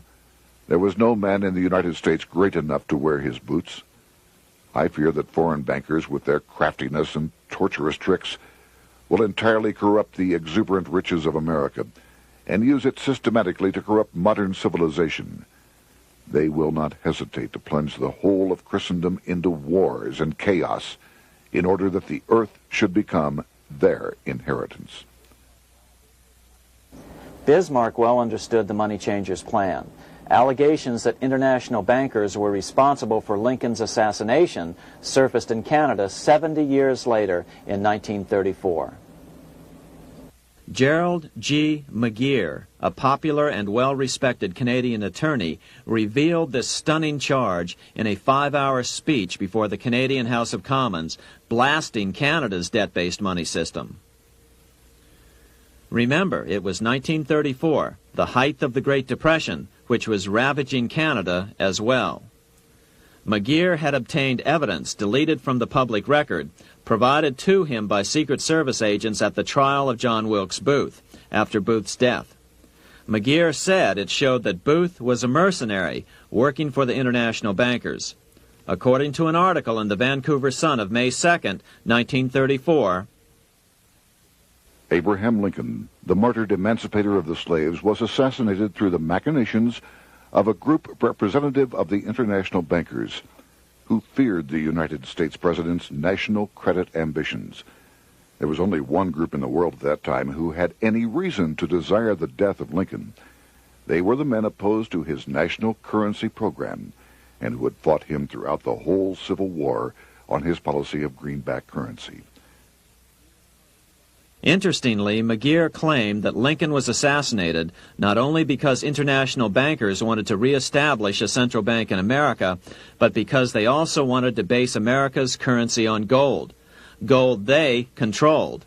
In other words, put America on a gold standard. Lincoln had done just the opposite by issuing U.S. notes, greenbacks, which were based purely on the good faith and credit of the United States. The article quoted McGeer as saying, "They were the men interested in the establishment of the gold standard and the right of the bankers to manage the currency and credit of every nation in the world. With Lincoln out of the way, they were able to proceed with that plan and did proceed with it in the United States. Within 8 years after Lincoln's assassination, silver was demonetized and the gold standard money system set up in the United States." Not since Lincoln has the U.S. issued debt-free United States notes. These red-sealed bills, which were issued in 1963, were not a new issue from President Kennedy, but merely the old greenbacks reissued year after year. In another act of folly and ignorance, the 1994 Regal Act actually authorized the replacement of Lincoln's greenbacks with debt-based notes. In other words, greenbacks were in circulation in the United States until 1994. Why was silver bad for the bankers and gold good? Simple. Because silver was plentiful in the United States. It was very hard to control. Gold was, and always has been, scarce. Throughout history, it has been relatively easy to monopolize gold, but silver has historically been 15 times more plentiful. With Lincoln out of the way, the money changers' next objective was to gain complete control over America's money. This was no easy task. With the opening of the American West, silver had been discovered in huge quantities. On top of that, Lincoln's greenbacks were generally popular. Despite the European central bankers' deliberate attacks on greenbacks, they continued to circulate in the United States, in fact, until a few years ago. According to historian W. Cleon Skousen, right after the Civil War, there was considerable talk about reviving Lincoln's brief experiment with the constitutional monetary system. Had not the European Money Trust intervened, it would have no doubt become an established institution. it is clear that the concept of America printing her own debt-free money sent shockwaves throughout the European central banking elite. They watched with horror as Americans clamored for more greenbacks. They may have killed Lincoln, but support for his monetary ideas grew. On April 12, 1866, nearly 1 year to the day of Lincoln's assassination, Congress went to work at the bidding of the European central banking interests. It passed the Contraction Act, authorizing the Secretary of the Treasury to begin to retire some of the greenbacks in circulation and thereby contract the money supply. Authors Theodore R. Thorin and Richard F. Warner explained the results of the money contraction in their classic book on the subject, The Truth in Money Book. The hard times which occurred after the Civil War could have been avoided if the greenback legislation had continued as President Lincoln had intended. Instead, there were a series of money panics, what we call recessions, which put pressure on Congress to enact legislation to place the banking system under centralized control. Eventually, the Federal Reserve Act was passed on December 23, 1913. In other words, the money changers wanted two things: the reinstitution of a central bank under their exclusive control, and two, an American currency backed by gold. Their strategy was twofold. First of all, cause a series of panics to try to convince the American people that only centralized control of the money supply could provide economic stability. And secondly, remove so much money from the system that most Americans would be so desperately poor that they either wouldn't care or would be too weak to oppose the bankers.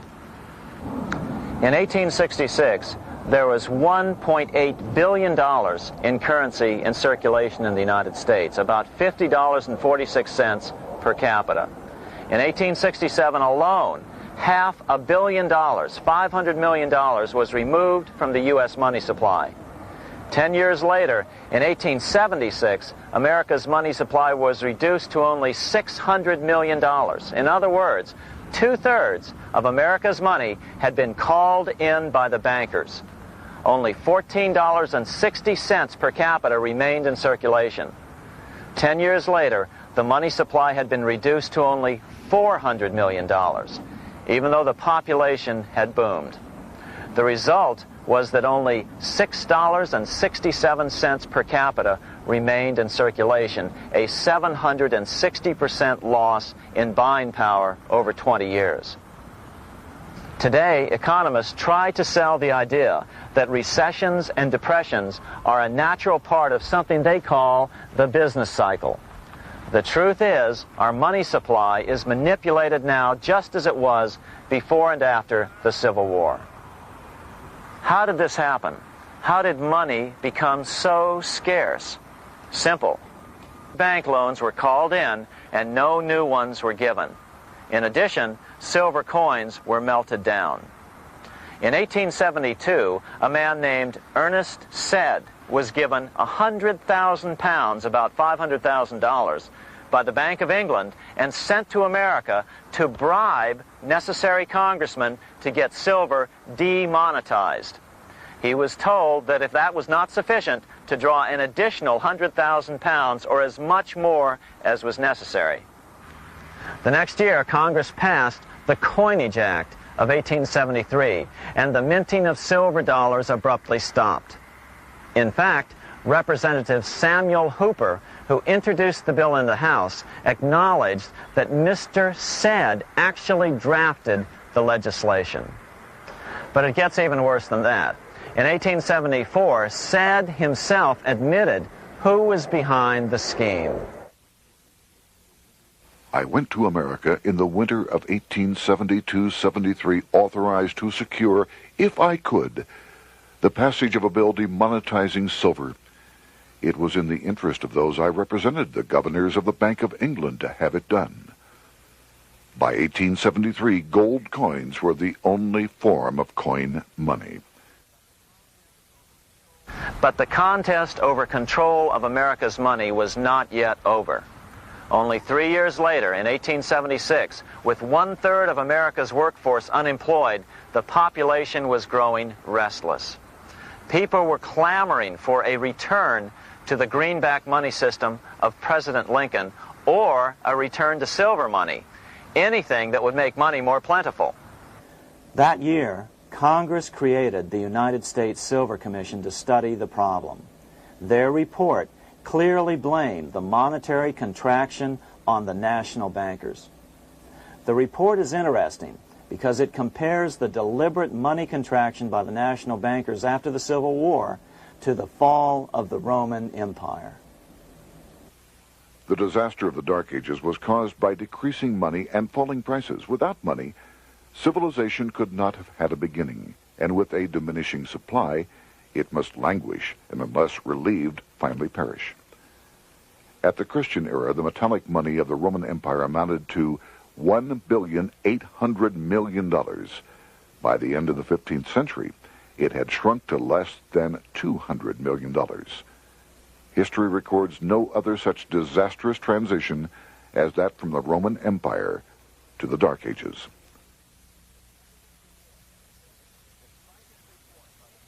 Despite this report by the Silver Commission, Congress took no action. The next year, 1877, riots broke out from Pittsburgh to Chicago. The torches of starving vandals lit up the sky. The bankers huddled to decide what to do. They decided to hang on. Now that they were back in control to a certain extent, they were not about to give it up. At the meeting of the American Bankers Association that year, they urged their membership to do everything in their power to put down the notion of a return to greenbacks.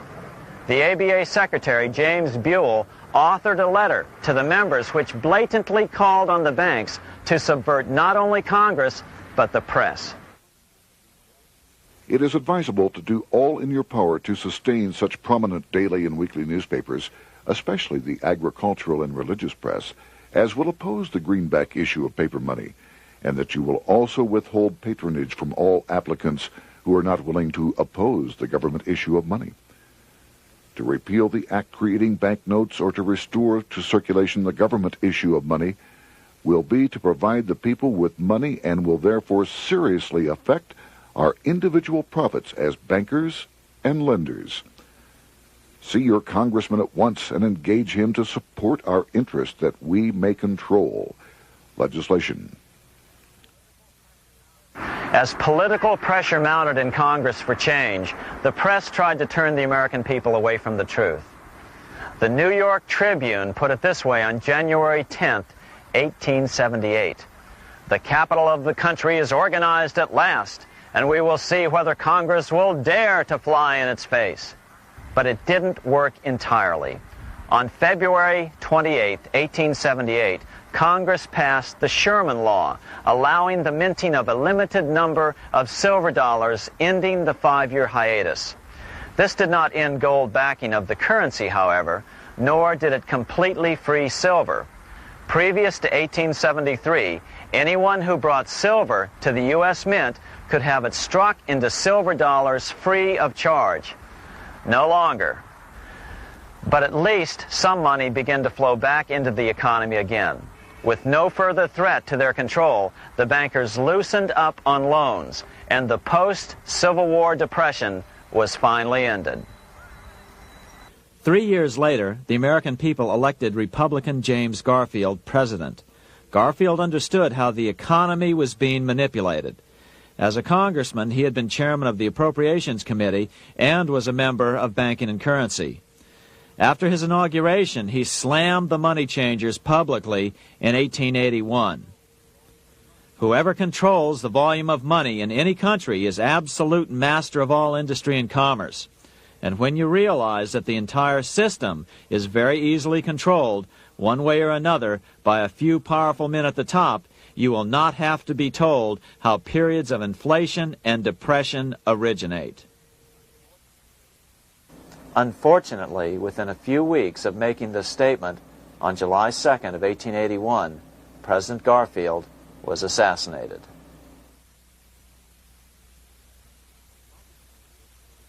The money changers were gathering strength fast. They began a periodic fleecing of the flock, as they called it, by creating economic booms followed by further depressions so they could buy up thousands of homes and farms for pennies on the dollar. In 1891, the money changers prepared to take the American economy down again, and their methods and motives were laid out with shocking clarity in a memo sent out by the American Bankers Association, the ABA, an organization in which most bankers were members. Notice that this memo called for bankers to create a depression on a certain date 3 years in the future. According to the Congressional Record, here's how it read in part. On September 1st, 1894, we will not renew our loans under any consideration. On September 1st, we will demand our money. We will foreclose and become mortgagees in possession. We can take 2/3 of the farms west of the Mississippi and thousands of them east of the Mississippi as well at our price. Then the farmers will become tenants, as in England. These depressions could be controlled because America was on the gold money standard.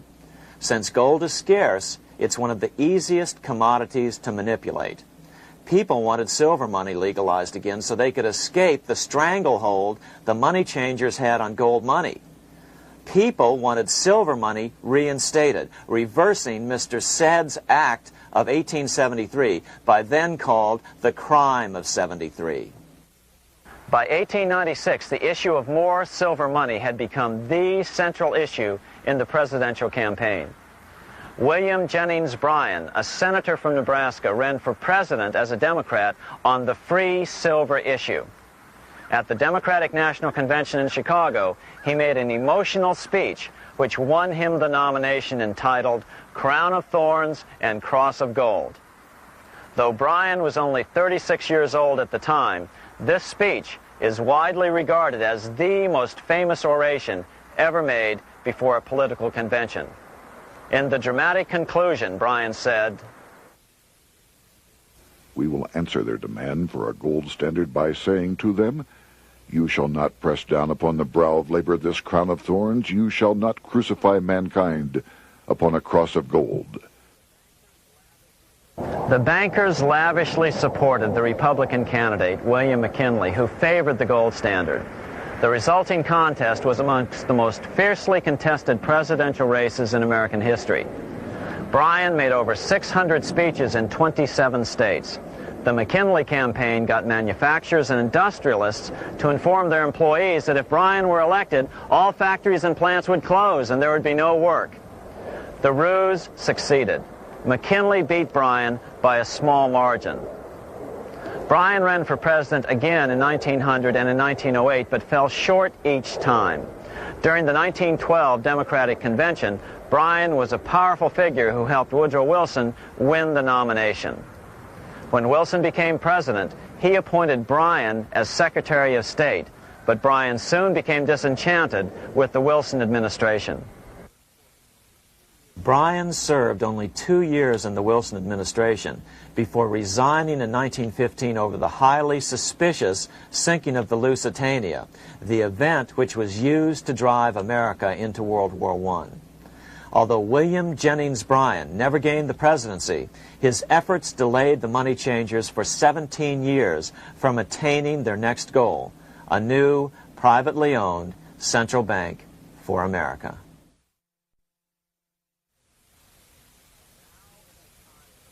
Now it was time for the money changers to get back to the business of a new private central bank for America. During the early 1900s, men like J.P. Morgan led the charge. One final panic would be necessary to focus the nation's attention on the supposed need for a central bank. The rationale was that only a central bank can prevent bank failures. Morgan was clearly the most powerful banker in America and a suspected agent for the Rothschilds. Morgan had helped finance John D. Rockefeller's Standard Oil empire. He had also helped finance the monopolies of Edward Harriman in railroads, of Andrew Carnegie in steel, and of others in numerous industries. But on top of that, J.P. Morgan's father, Junius Morgan, had been America's financial agent to the British. After his father's death, J.P. Morgan took on a British partner, Edward Grenfell, a longtime director of the Bank of England. In fact, upon Morgan's death, his estate contained only a few $1 million. The bulk of the securities most people thought he owned were in fact owned by others. In 1902, President Theodore Roosevelt allegedly went after Morgan and his friends by using the Sherman Antitrust Act to try to break up their industrial monopolies. Actually, Roosevelt did very little to interfere in the growing monopolization of American industry by the bankers and their surrogates. For example, Roosevelt supposedly broke up the Standard Oil monopoly, But it wasn't really broken at all. It was merely divided into 7 corporations, all still controlled by the Rockefellers. The public was aware of this thanks to political cartoonists like Thomas Nast, who referred to the bankers as the money trust. By 1907, the year after Teddy Roosevelt's re-election, Morgan decided it was time to try for a central bank again. Using their combined financial muscle, Morgan and his friends were secretly able to crash the stock market. Thousands of small banks were vastly overextended. Some had reserves of less than 1% thanks to the fractional reserve principle. Within days, bank runs were commonplace across the nation. Now Morgan stepped into the public arena and offered to prop up the faltering American economy by supporting failing banks with money he manufactured out of nothing. It was an outrageous proposal, far worse than even fractional reserve banking, but Congress let him do it. Morgan manufactured $200 million worth of this completely reserveless private money and bought things with it, paid for services with it, and sent some of it to his branch banks to lend out at interest. His plan worked. Soon, the public regained confidence in money in general and quit hoarding their currency. But as a result, banking power was further consolidated into the hands of a few large banks.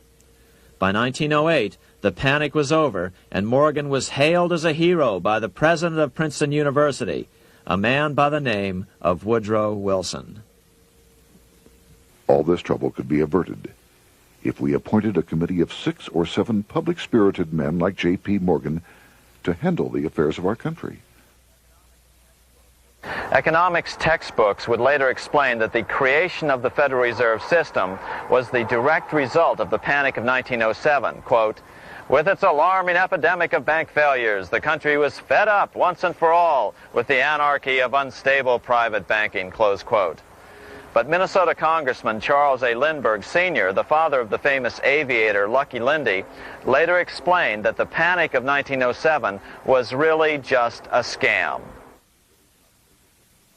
Those not favorable to the money trust could be squeezed out of business, and the people frightened into demanding changes in the banking and currency laws which the money trust would frame. So, since the passage of the National Bank Act of 1863, the money changers had been able to create a series of booms and busts. The purpose was not only to fleece the American public of their property, but to later claim that the banking system was basically so unstable that it had to be consolidated into a central bank once again.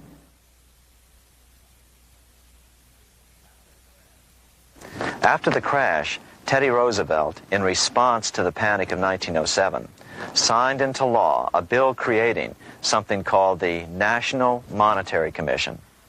The commission was to study the banking problem and make recommendations to Congress.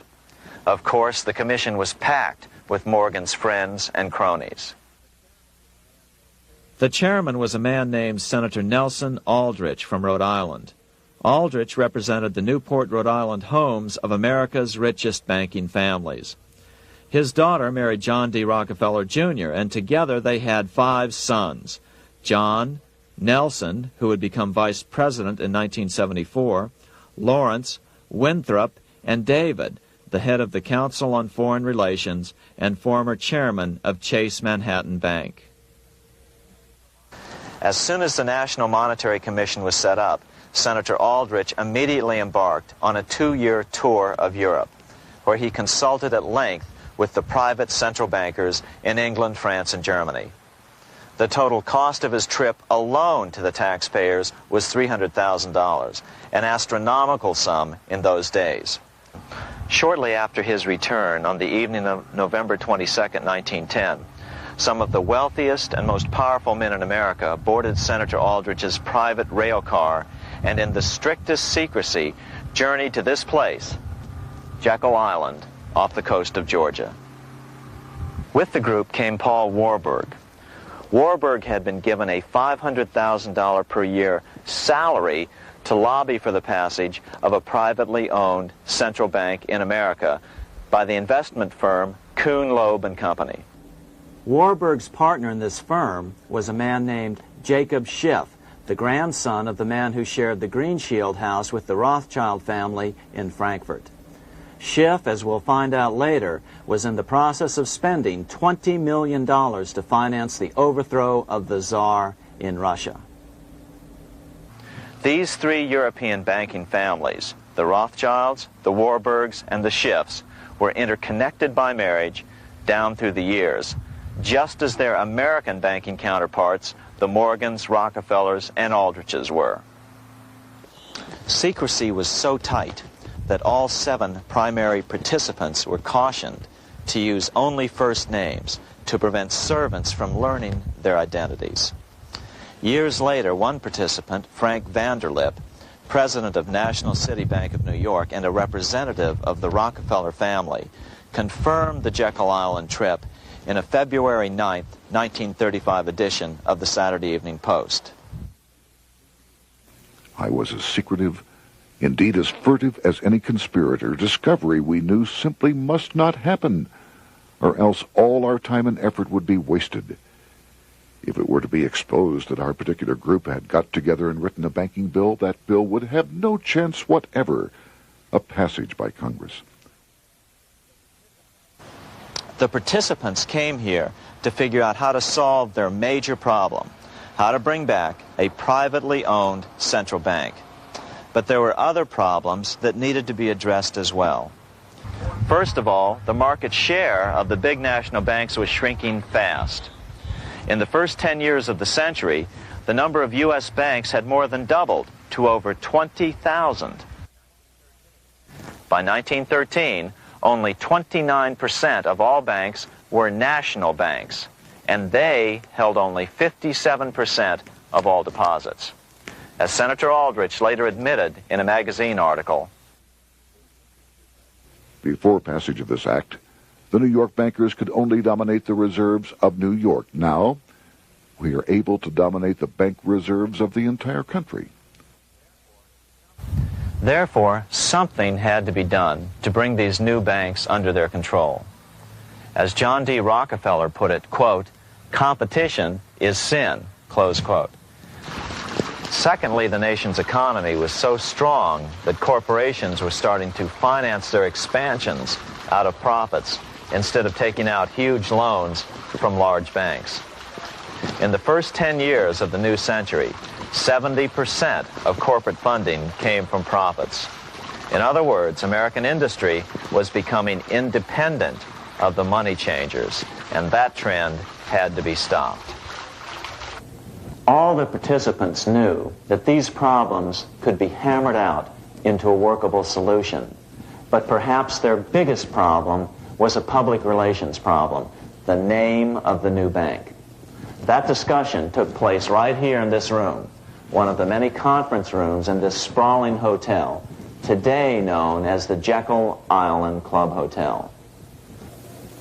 Aldrich believed that the word bank should not even appear in the name. Warburg wanted to call the legislation the National Reserve Bill or the Federal Reserve Bill. The idea here was to give the impression that the purpose of the new central bank was to stop bank runs, but also to conceal its monopoly character. However, it was Aldrich, the egotistical politician, who insisted it be called the Aldrich Bill. After 9 days at Jekyll Island, the group dispersed. The new central bank would be very similar to the old Bank of the United States. It would be given a monopoly over U.S. currency and create that money out of nothing. How does the Fed create money out of nothing? It's a four-step process. But first, a word on bonds. Bonds are simply promises to pay, or government IOUs. People buy bonds to get a secure rate of interest. At the end of the term of the bond, the government repays the bond plus interest, and the bond is destroyed. There are about $3.6 trillion worth of these loans or bonds at present. Now here's the Fed money-making process. Step 1. The Federal Open Market Committee approves the purchase of U.S. bonds on the open market. Step 2. The bonds are purchased by the Fed from whoever is offering them for sale on the open market. Step 3. The Fed pays for the bonds with electronic credits to the seller's bank, which in turn credits the seller's bank account. The trick is that these credits are based on nothing. The Fed just creates them. Step 4. The banks use these deposits as reserves. They can loan out over 10 times the amount of their reserves to new borrowers, all at interest. In this way, a Fed purchase of, say, $1 million worth of bonds gets turned into over $10 million in bank accounts. The Fed, in effect, creates 10% of this totally new money, and the banks create the other 90%. To reduce the amount of money in the economy, the process is just reversed. The Fed sells bonds to the public, and the money flows out of the purchaser's local bank. Loans must be reduced by 10 times the amount of the sale. So, a Fed sale of $1 million in bonds results in $10 million less money in the economy. So how does this benefit the bankers whose representatives huddled at Jekyll Island? First, it totally misdirected banking reform efforts from proper solutions. Second, it prevented a proper debt-free system of government finance, like Lincoln's greenbacks, from making a comeback. The bond-based system of government finance forced on Lincoln after he created greenbacks was now cast in stone. Third, it delegated to the bankers the right to create 90% of our money supply based on only fractional reserves, which they then loan out at interest. Fourth, it centralized overall control of our nation's money supply in the hands of a few men. Fifth, it established a central bank with a high degree of independence from effective political control. Soon after its creation, the Fed's great contraction in the early 1930s would cause the Great Depression. This independence has been enhanced since then through additional laws. In order to fool the public into thinking the government retained control, the plan called for the Fed to be run by a board of governors appointed by the President and approved by the Senate. But all the bankers had to do was to be sure their men got appointed to the board of governors. That wasn't hard. Bankers have money, and money buys influence over politicians. Once the participants left Jekyll Island, the public relations blitz was on. The big New York banks put together an educational fund of $5 million to finance professors at respected universities to endorse the new bank. Woodrow Wilson at Princeton was one of the first to jump on the bandwagon. But the bankers' subterfuge didn't work. The Aldrich Bill was quickly identified as the bankers' bill, a bill to benefit only what became known as the money trust. As Congressman Lindbergh put it during the congressional debate, the Aldrich Plan is the Wall Street Plan. It means another panic, if necessary, to intimidate the people. Aldrich, paid by the government to represent the people, proposes a plan for the trusts instead. Seeing they didn't have the votes to win in Congress, the Republican leadership never brought the Aldrich bill to a vote. The bankers quietly decided to move to track 2, the Democratic alternative. They began financing Woodrow Wilson as the Democratic nominee. As respected historian James Perloff put it, Wall Street financier Bernard Baruch was put in charge of Wilson's education. Baruch brought Wilson to the Democratic Party headquarters in New York in 1912, leading him like one would a poodle on a string. Wilson received an indoctrination course from the leaders convened there. So now the stage was set. The money changers were poised to install their privately owned central bank once again. The damage President Andrew Jackson had done 76 years earlier had been only partly repaired with the passage of the National Bank Act during the Civil War. Since then, the battle had raged on across the decades. The Jacksonians became the greenbackers, who became the hardcore supporters of William Jennings Bryan. With Bryan leading the charge, these opponents of the money changers, ignorant of Baruch's tutelage, now threw themselves behind Democrat Woodrow Wilson. They and Bryan would soon be betrayed.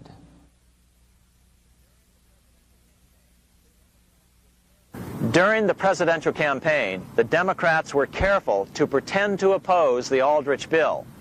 As Representative Louis McFadden, himself a Democrat, as well as chairman of the House Banking and Currency Committee, explained it 20 years after the fact. The Aldrich bill was condemned in the platform. When Woodrow Wilson was nominated, the man who ruled the Democratic Party promised the people that if they were returned to power, there would be no central bank established here while they held the reins of government. 13 months later, that promise was broken, and the Wilson administration, under the tutelage of those sinister Wall Street figures who stood behind Colonel House, established here in our free country the worm-eaten, monarchical institution of the King's Bank, to control us from the top downward and to shackle us from the cradle to the grave. Once Wilson was elected, Morgan, Warburg, Baruch, and company advanced a new plan, which Warburg named the Federal Reserve System. The Democratic leadership hailed the new bill, called the Glass-Owen Bill, as something radically different from the Aldrich Bill. But in fact, the bill was virtually identical in every important detail.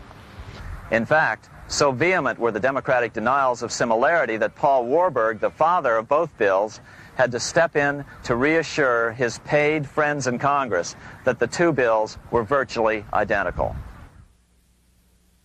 Brushing aside the external differences affecting the shells, we find the kernels of the two systems very closely resembling and related to one another. But that admission was for private consumption only. Publicly, the money trust trotted out Senator Aldrich and Frank Vanderlip, the president of Rockefeller's National City Bank of New York and one of the Jekyll Island Seven, to oppose the new Federal Reserve System. Years later, however, Vanderlip admitted in the Saturday Evening Post that the two measures were virtually identical. Although the Aldrich Federal Reserve Plan was defeated when it bore the name Aldrich, nevertheless, its essential points were all contained in the plan that finally was adopted. As Congress neared a vote, they called Ohio attorney Alfred Crozier to testify. Crozier noted the similarities between the Aldrich bill and the Glass-Owen bill. The bill grants just what Wall Street and the big banks for 25 years have been striving for: private instead of public control of currency. It, the Glass-Owen bill, does this as completely as the Aldrich bill. Both measures rob the government and the people of all effective control over the public's money, and vest in the banks exclusively the dangerous power to make money among the people scarce or plenty. During the debate on the measure, senators complained that the big banks were using their financial muscle to influence the outcome. "There are bankers in this country who are enemies of the public welfare," said one senator. What an understatement. Despite the charges of deceit and corruption, the bill was finally snuck through the Senate on December 22, 1913, after most senators had left town for the holidays, after having been assured by the leadership that nothing would be done until long after the Christmas recess. On the day the bill was passed, Congressman Lindbergh prophetically warned his countrymen that this act establishes the most gigantic trust on earth. When the president signs this bill, the invisible government by the monetary power will be legalized. The people may not know it immediately, but the day of reckoning is only a few years removed. The worst legislative crime of the ages is perpetrated by this banking bill. On top of all this, only weeks earlier, Congress had finally passed a bill legalizing income tax. Why was the income tax law important? Because bankers finally had in place a system which would run up a virtually unlimited federal debt. How would the interest on this debt be repaid? Never mind the principal. Remember, a privately owned central bank creates the principal out of nothing. The federal government was small then. Up to then, it had subsisted merely on tariffs and excise taxes. No, just as with the Bank of England, the interest payments had to be guaranteed by direct taxation of the people. the money changers knew that if they had to rely on contributions from the states, eventually the individual state legislatures would revolt and either refuse to pay the interest on their own money or at least bring political pressure to bear to keep the debt small. It is interesting to note that in 1895, the Supreme Court had found a similar income tax law to be unconstitutional. The Supreme Court even found a corporate income tax law unconstitutional in 1909. As a result, Senator Aldrich hustled a bill for a constitutional amendment allowing income tax through the Congress. The proposed 16th Amendment to the Constitution was then sent to the state legislatures for approval. But some critics claim that the 16th Amendment was never ratified by the necessary 3/4 of the states. In other words, the 16th Amendment may not be legal. But the money changers were in no mood to debate the fine points. By October of 1913, Senator Aldrich had hustled the income tax bill through Congress. Without the power to tax the people directly and bypass the states, the Federal Reserve Bill would be far less useful to those who wanted to drive America deeply into their debt. A year after the passage of the Federal Reserve Bill, Congressman Lindbergh explained how the Fed created what we have come to call the business cycle and how they use it to their advantage. To cause high prices, all the Federal Reserve Board will do will be to lower the rediscount rate, producing an expansion of credit and a rising stock market. Then, when businessmen are adjusted to these conditions, it can check prosperity in mid-career by arbitrarily raising the rate of interest.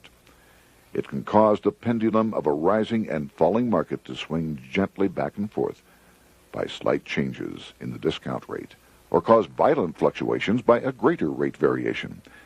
And in either case, it will possess inside information as to financial conditions and advanced knowledge of the coming change, either up or down. This is the strangest, most dangerous advantage ever placed in the hands of a special privileged class by any government that ever existed.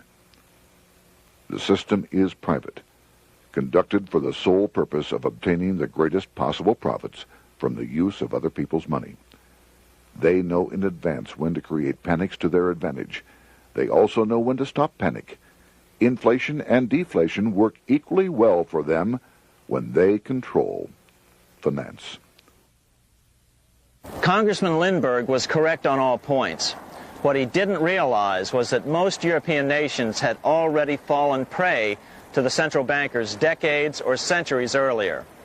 But he also mentions the interesting fact that only 1 year later the Fed had cornered the market in gold. This is how he put it, quote, "Already the Federal Reserve banks have cornered the gold and gold certificates," close quote.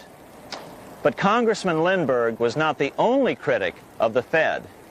Congressman Lewis McFadden, the chairman of the House Banking and Currency Committee from 1920 to 1931, remarked that the Federal Reserve Act brought about a superstate controlled by international bankers and international industrialists acting together to enslave the world for their own pleasure.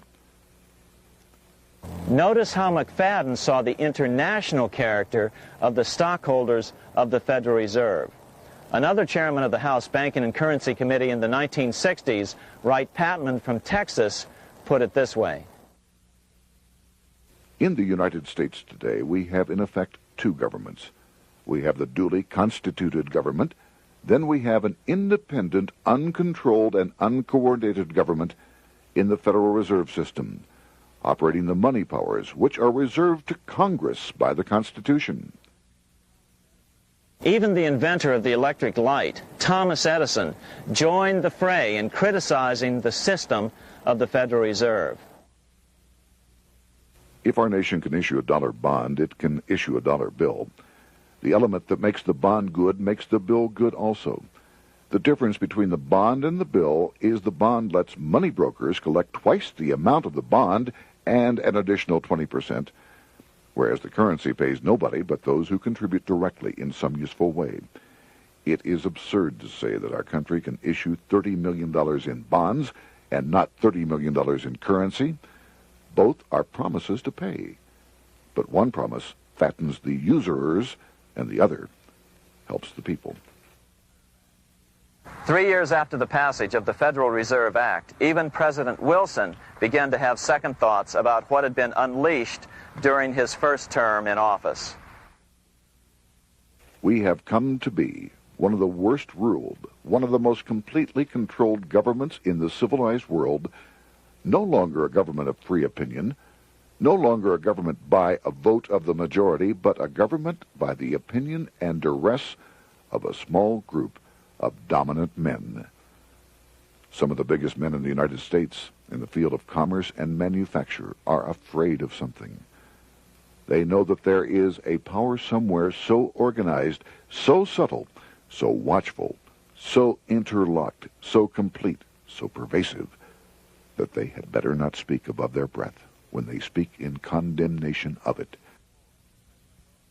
Before his death in 1924, President Wilson realized the full extent of the damage he had done to America when he confessed, "I have unwittingly ruined my government." So finally, the money changers, those who profit by manipulating the amount of money in circulation, had their privately owned central bank installed again in America. The major newspapers, which they also owned, hailed passage of the Federal Reserve Act of 1913, telling the public that now depressions could be scientifically prevented. The fact of the matter was that now depressions could be scientifically created.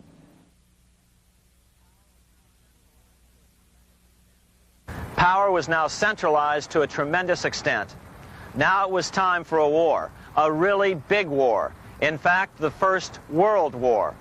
Of course, to the central bankers, the political issues of war don't matter nearly as much as the profit potential, and nothing creates debts like warfare. England was the best example at that time.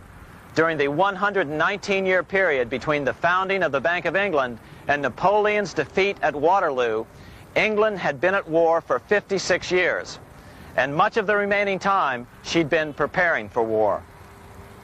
In World War I, the German Rothschilds loaned money to the Germans, the British Rothschilds loaned money to the British, and the French Rothschilds loaned money to the French. In America, J.P. Morgan was the sales agent for war materials to both the British and the French. In fact, 6 months into the war, Morgan became the largest consumer on earth, spending $10 million a day. His offices here at 23 Wall Street were mobbed by brokers and salesmen trying to cut a deal. In fact, it got so bad that the bank had to post guards at every door and at the partners' homes as well. Many other New York bankers made out as well from the war. President Wilson appointed Bernard Baruch to head the War Industries Board. According to historian James Perloff, both Baruch and the Rockefellers profited by some $200 million during the war. But profits were not the only motive. There was also revenge. The money changers never forgave the czars for their support of Lincoln during the Civil War. Also, Russia was the last major European nation to refuse to give in to the privately owned central bank scheme. 3 years after World War I broke out, the Russian Revolution toppled the Tsar and installed the scourge of communism. Jacob Schiff of Kuhn Loeb and Company bragged from his deathbed that he had spent $20 million towards the defeat of the Tsar. Money was funneled from England to support the revolution as well. Why would some of the richest men in the world financially back communism, the system that was openly vowing to destroy the so-called capitalism that made them wealthy? Researcher Gary Allen explained it this way. If one understands that socialism is not a share the wealth program, but is, in reality, a method to consolidate and control the wealth, then the seeming paradox of super-rich men promoting socialism becomes no paradox at all. Instead, it becomes logical, even the perfect tool of power-seeking megalomaniacs. Communism, or more accurately socialism, is not a movement of the downtrodden masses, but of the economic elite. As W. Cleon Skousen put it, In his 1970 book, The Naked Capitalist, power from any source tends to create an appetite for additional power. It was almost inevitable that the super-rich would one day aspire to control not only their own wealth, but the wealth of the whole world. To achieve this, they were perfectly willing to feed the ambitions of the power-hungry political conspirators who were committed to the overthrow of all existing governments and the establishments of a central worldwide dictatorship. but what if these revolutionaries get out of control and try to seize power from the super-rich? After all, it was Mao Zedong who in 1938 stated his position concerning power. Political power grows out of the barrel of a gun. The Wall Street, London axis elected to take the risk. The master planners attempted to control revolutionary communist groups by feeding them vast quantities of money when they obeyed and contracting their money supply or even financing their opposition if they got out of control. Lenin began to understand that although he was the absolute dictator of the new Soviet Union, he was not pulling the financial strings. Someone else was silently in control. The state does not function as we desired. The car does not obey. A man is at the wheel and seems to lead it, but the car does not drive in the desired direction. It moves as another force wishes.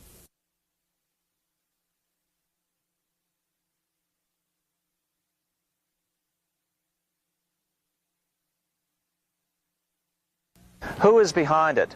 Representative Louis T. McFadden, the chairman of the House Banking and Currency Committee throughout the 1920s and into the Great Depression years of the 1930s, explained it this way. The course of Russian history has indeed been greatly affected by the operations of international bankers. The Soviet government has been given United States Treasury funds by the Federal Reserve Board, acting through the Chase Bank. England has drawn money from us through the Federal Reserve banks and has relent it at high rates of interest to the Soviet government. The Dnipro Dam was built with funds unlawfully taken from the United States Treasury by the corrupt and dishonest Federal Reserve Board and the Federal Reserve banks.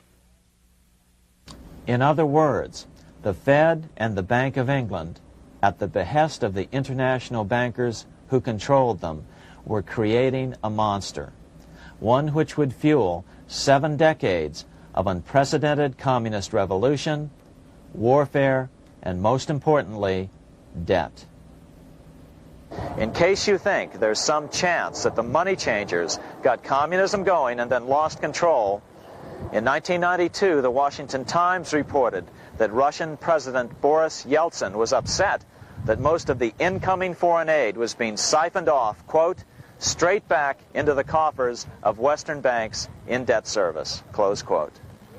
No one in his right mind would claim that a war as large as World War I had a single cause. Wars are complex things with many causative factors. But on the other hand, it would also be equally foolish to ignore as a prime cause of World War I those who would profit the most from the war. The role of the money changers is no wild conspiracy theory. They had a motive, a short-ranged, self-serving motive, as well as a long-range political motive of advancing totalitarian governments, with the money changers maintaining the financial clout to control whatever politician might emerge as the leader. Next, we'll see what the money changers' ultimate political goal is for the world.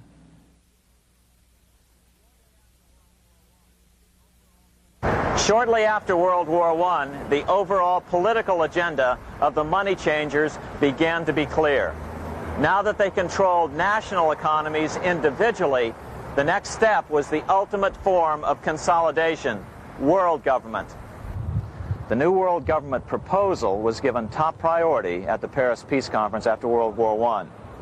It was called the League of Nations. But much to the surprise of Paul Warburg and Bernard Baruch, who attended the peace conference with President Wilson, the world was not yet ready to dissolve national boundaries. Nationalism still beats strong in the human breast. For example, Lord Curzon, the British Foreign Secretary, called the League of Nations a good joke, even though it was the stated policy of the British government to support it. To the humiliation of President Wilson, the U.S. Congress wouldn't ratify the League either, despite the fact that it had been ratified by many other nations. Without money flowing from the U.S. Treasury, the League died. After World War I, the American public had grown tired of the internationalist policies of Democrat Woodrow Wilson.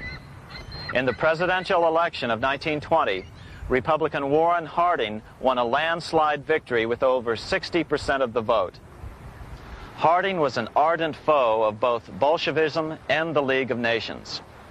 His election, which opened a 12-year run of Republican presidents in the White House, led to an unprecedented era of prosperity known as the Roaring Twenties. Despite the fact that the war had brought America a debt 10 times larger than its Civil War debt, still the American economy surged. Gold had poured into the country during the war, and it continued to do so afterwards. In the early 1920s, the governor of this bank, the Federal Reserve Bank of New York, a man named Benjamin Strong, met frequently with the secretive and eccentric governor of the Bank of England, Montague Norman. Norman was determined to replace the gold England had lost to the U.S. during World War I and return the Bank of England to its former position of dominance in world finance. On top of that, rich with gold, the American economy might get out of control again, just like it had done after the Civil War. During the next 8 years, under the presidencies of Harding and Coolidge, the huge federal debt built up during World War I was cut by 38%, down to $16 billion, the greatest percentage drop in U.S. history. During the election of 1920, Warren Harding and Calvin Coolidge ran against James Cox, the governor of Ohio, and the little-known Franklin D. Roosevelt, who had previously risen to no higher post than President Wilson's Assistant Secretary of the Navy. After his inauguration, Harding moved quickly to formally kill the League of Nations. Then he quickly moved to reduce domestic taxes while raising tariffs to record heights. Now, this was a revenue policy of which most of the Founding Fathers would certainly have approved. His second year in office, Harding took ill on a train trip in the West and suddenly died. Although no autopsy was performed, the cause was said to be either pneumonia or food poisoning. When Coolidge took over, he continued Harding's domestic economic policy of high tariffs on imports while cutting income taxes. As a result, the economy grew at such a rate that net revenue still increased. Now that had to be stopped. So just as they'd done so frequently before, the money changers decided it was time to crash the American economy. The Federal Reserve began flooding the country with money. They increased the money supply by 62% during these years. Money was plentiful. This is why it was known as the Roaring Twenties. Before his death in 1919, former President Teddy Roosevelt warned the American people what was going on. As reported in the March 27, 1922 edition of the New York Times, Roosevelt said, "These international bankers and Rockefeller Standard Oil interests control the majority of newspapers and the columns of these papers to club into submission or drive out of public office officials who refuse to do the bidding of the powerful, corrupt cliques which compose the invisible government." Just one day before, in the New York Times, the mayor of New York, John Hylan, quoted Roosevelt and blasted those he saw as taking control of America, its political machinery, and its press. The warning of Theodore Roosevelt has much timeliness today, for the real menace of our republic is this invisible government which, like a giant octopus, sprawls its slimy length over city, state, and nation. It seizes in its long and powerful tentacles our executive officers, our legislative bodies, our schools, our courts, our newspapers, and every agency created for the public protection. To depart from mere generalizations, let me say that at the head of this octopus are the Rockefeller Standard Oil interest and a small group of powerful banking houses generally referred to as the international bankers. The little coterie of powerful international bankers virtually run the United States government for their own selfish purposes. They practically control both parties, write political platforms, make cat's paws of party leaders, use the leading men of private organizations, and resort to every device to place in nomination for high public office only such candidates as will be amenable to the dictates of corrupt big business. These international bankers and Rockefeller Standard Oil interests control the majority of newspapers and magazines in this country. Why didn't people listen to such strong warnings and demand that Congress reverse its 1913 passage of the Federal Reserve Act? Because remember, it was the 1920s. A steady increase in bank loans contributed to a rising market.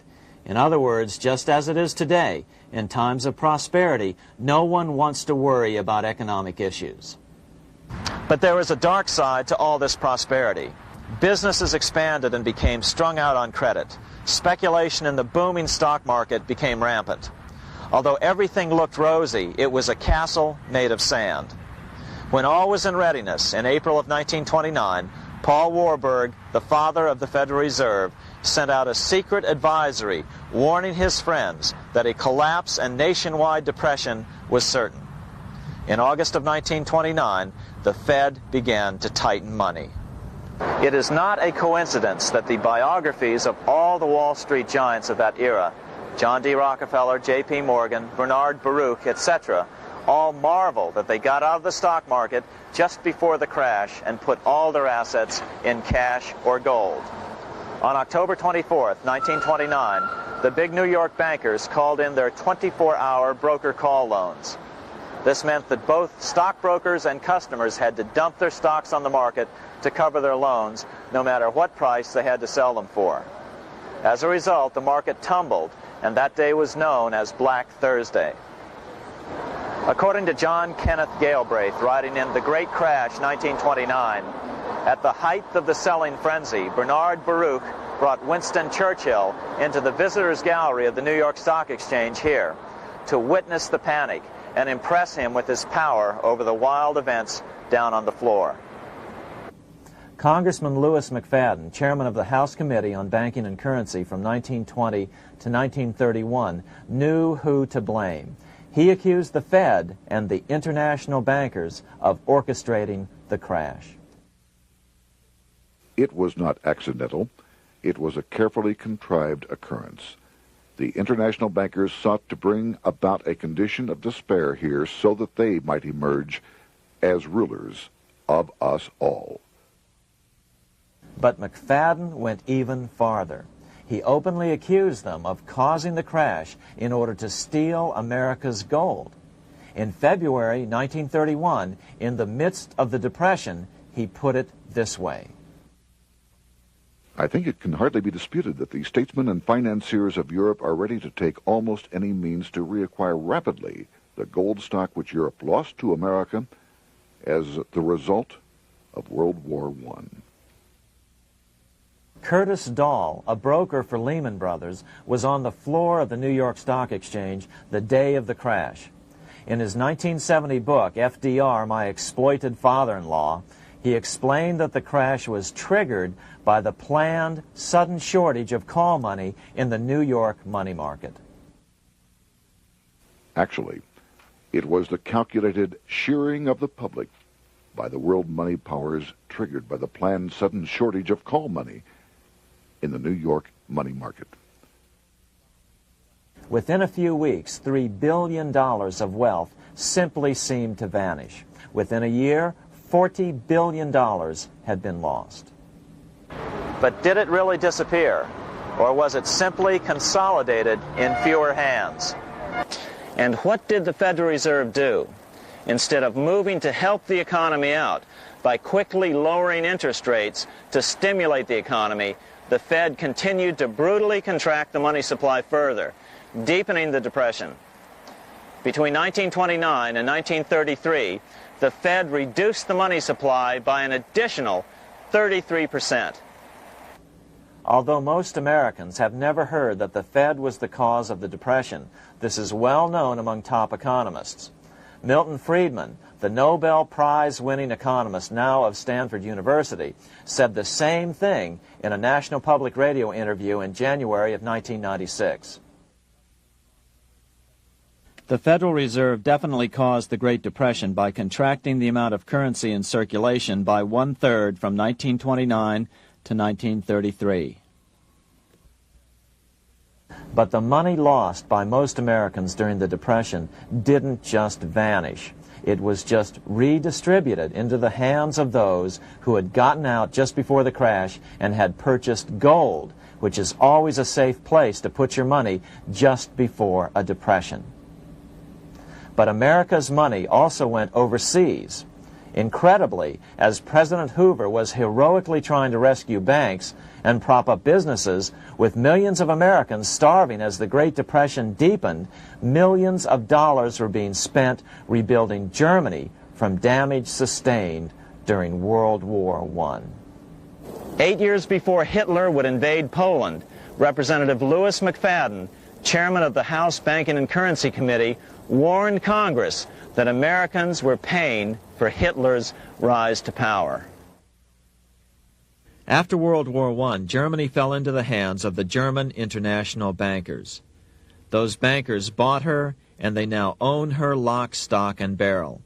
They have purchased her industries, they have mortgages on her soil, they control her production, they control all her public utilities.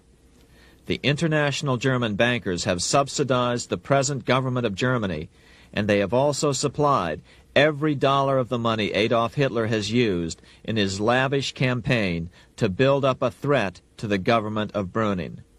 When Brüning fails to obey the orders of the German international bankers, Hitler is brought forth to scare the Germans into submission. Through the Federal Reserve Board, over $30 billion of American money has been pumped into Germany. You have all heard of the spending that's taken place in Germany. Modernistic dwellings, her great planetariums, her gymnasiums, her swimming pools, her fine public highways, her perfect factories. All this was done on our money. All this was given to Germany through the Federal Reserve Board. The Federal Reserve Board has pumped so many billions of dollars into Germany that they dare not name the total. Franklin D. Roosevelt was swept into office during the 1932 presidential election. Once Roosevelt was in office, however, sweeping emergency banking measures were immediately announced, which did nothing but increase the Fed's power over the money supply. Then, and only then, did the Fed finally begin to loosen the purse strings and feed new money out to the starving American people.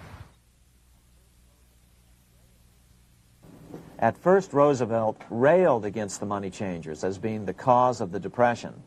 Believe it or not, this is what he said on March 4th, 1933, in his inaugural address.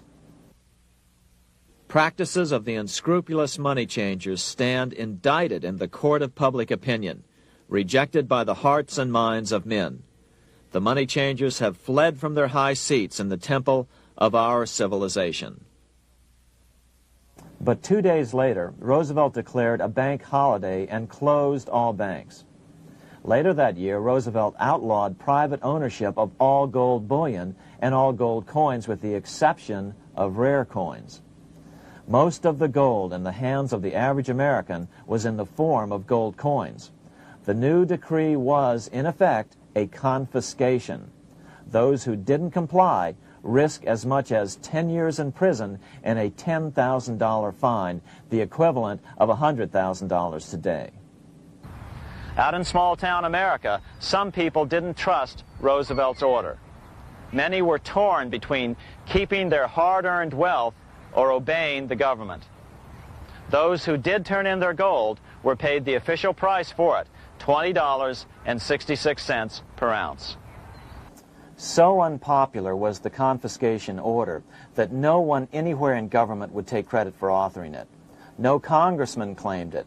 At the signing ceremony, President Roosevelt made it clear to all present that he was not the author of it and publicly stated that he had not ever read it. Even his Secretary of the Treasury said he'd never read it either, saying it was, quote, what the experts wanted.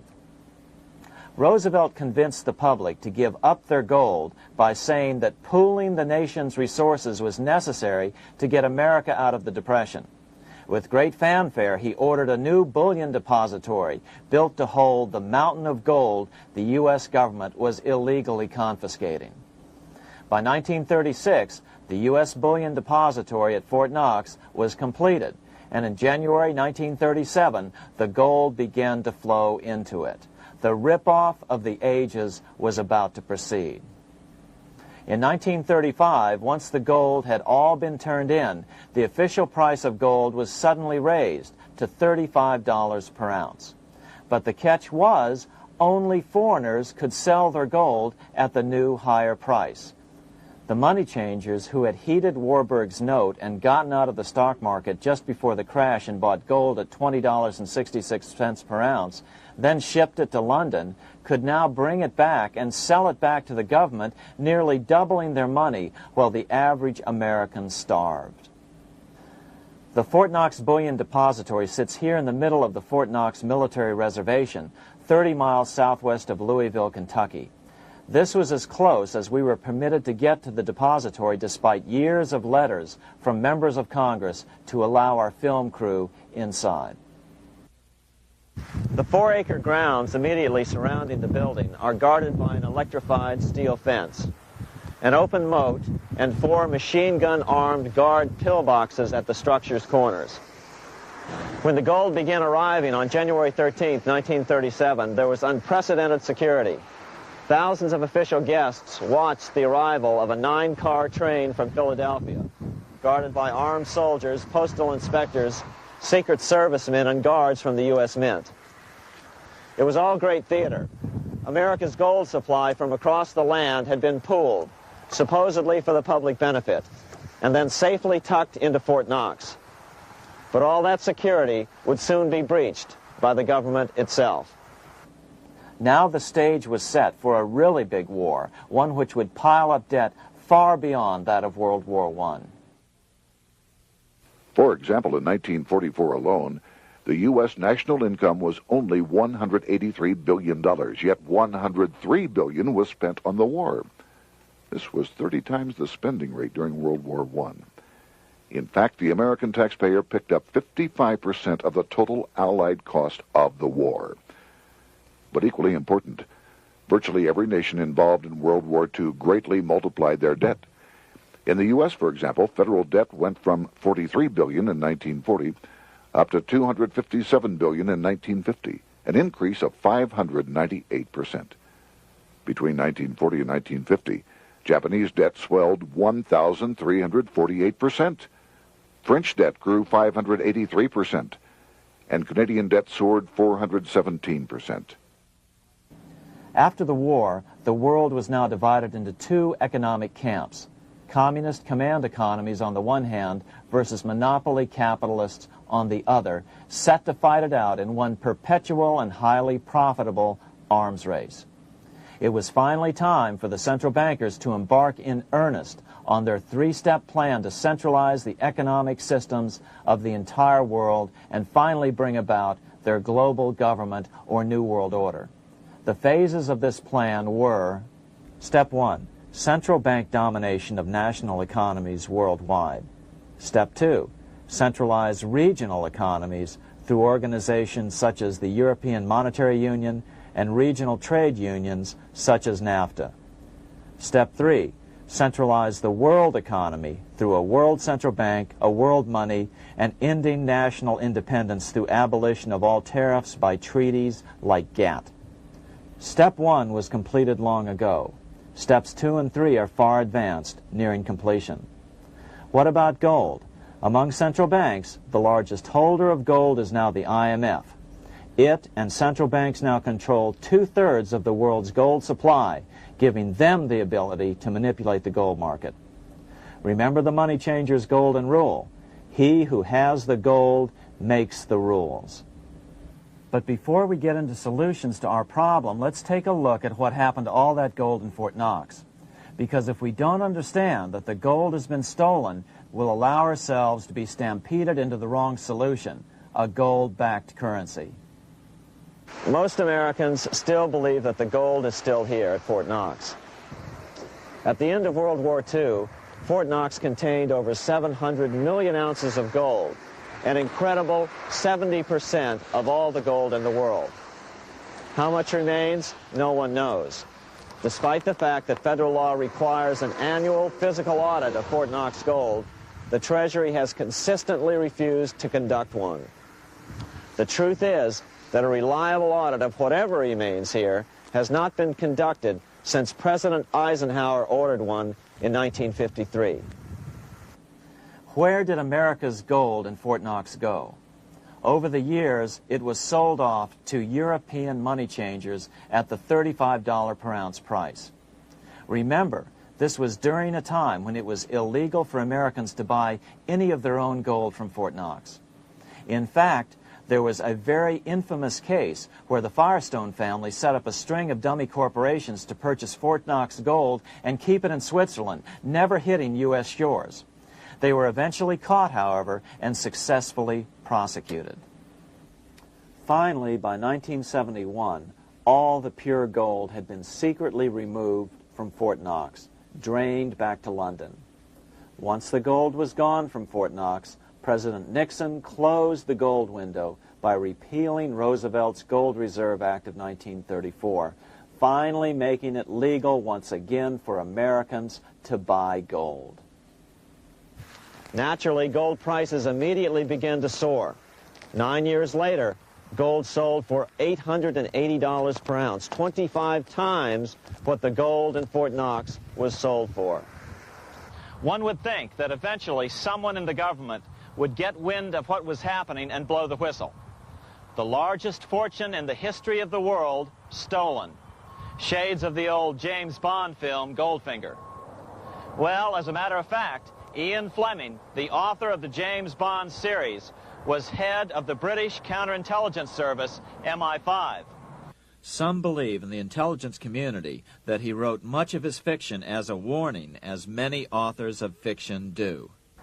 If the removal of all the good delivery gold from Fort Knox can be viewed as a deliberate raid on the U.S. Treasury, then such an operation might well have been years in the making, namely 40 years. Certainly enough time for Fleming to get wind of it and try to prevent it. So just how did the story of the Fort Knox gold robbery get out? It all started with an article in a New York periodical in 1974. The article charged that the Rockefeller family was manipulating the Federal Reserve to sell off Fort Knox gold at bargain basement prices to anonymous European speculators. 3 days later, the anonymous source of the story, Louise Auchincloss Boyer, mysteriously fell to her death from the window of her 10th floor apartment in New York. How would Mrs. Boyer have known of the Rockefeller connection to the Fort Knox gold heist? She was the longtime secretary of Nelson Rockefeller. For the next 14 years, this man, Ed Durrell, a wealthy Ohio industrialist, devoted himself to a quest for the truth concerning the Fort Knox gold. He wrote thousands of letters to over 1,000 government and banking officials, trying to find out how much gold was really left and where the rest of it had gone. Edith Roosevelt, the granddaughter of President Teddy Roosevelt, questioned the actions of the government in a March 1975 edition of the New Hampshire Sunday News. Allegations of missing gold from our Fort Knox vaults are being widely discussed in European financial circles. But what is puzzling is that the administration is not hastening to demonstrate conclusively that there is no cause for concern over our gold treasure, if indeed it is in a position to do so.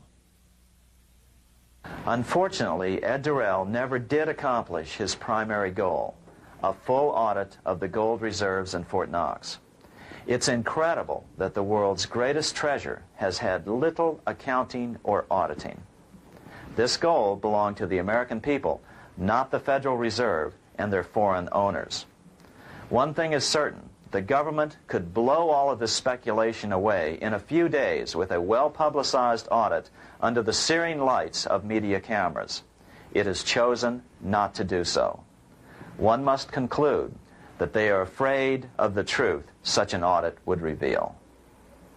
What is the government so afraid of? Here's the answer. When President Ronald Reagan took office in 1981, his conservative friends urged him to study the feasibility of returning to a gold standard as the only way to curb government spending. It sounded like a reasonable alternative, so President Reagan appointed a group of men called the Gold Commission to study the situation and report back to Congress. What Reagan's Gold Commission reported back to Congress in 1982 was the following shocking revelation concerning gold. The U.S. Treasury owned no gold at all. All the gold that was left in Fort Knox was now owned by the Federal Reserve, a group of private bankers, as collateral against the national debt. The truth of the matter is that never before has so much money been stolen from the hands of the general public and put into the hands of a small group of private investors, the money changers.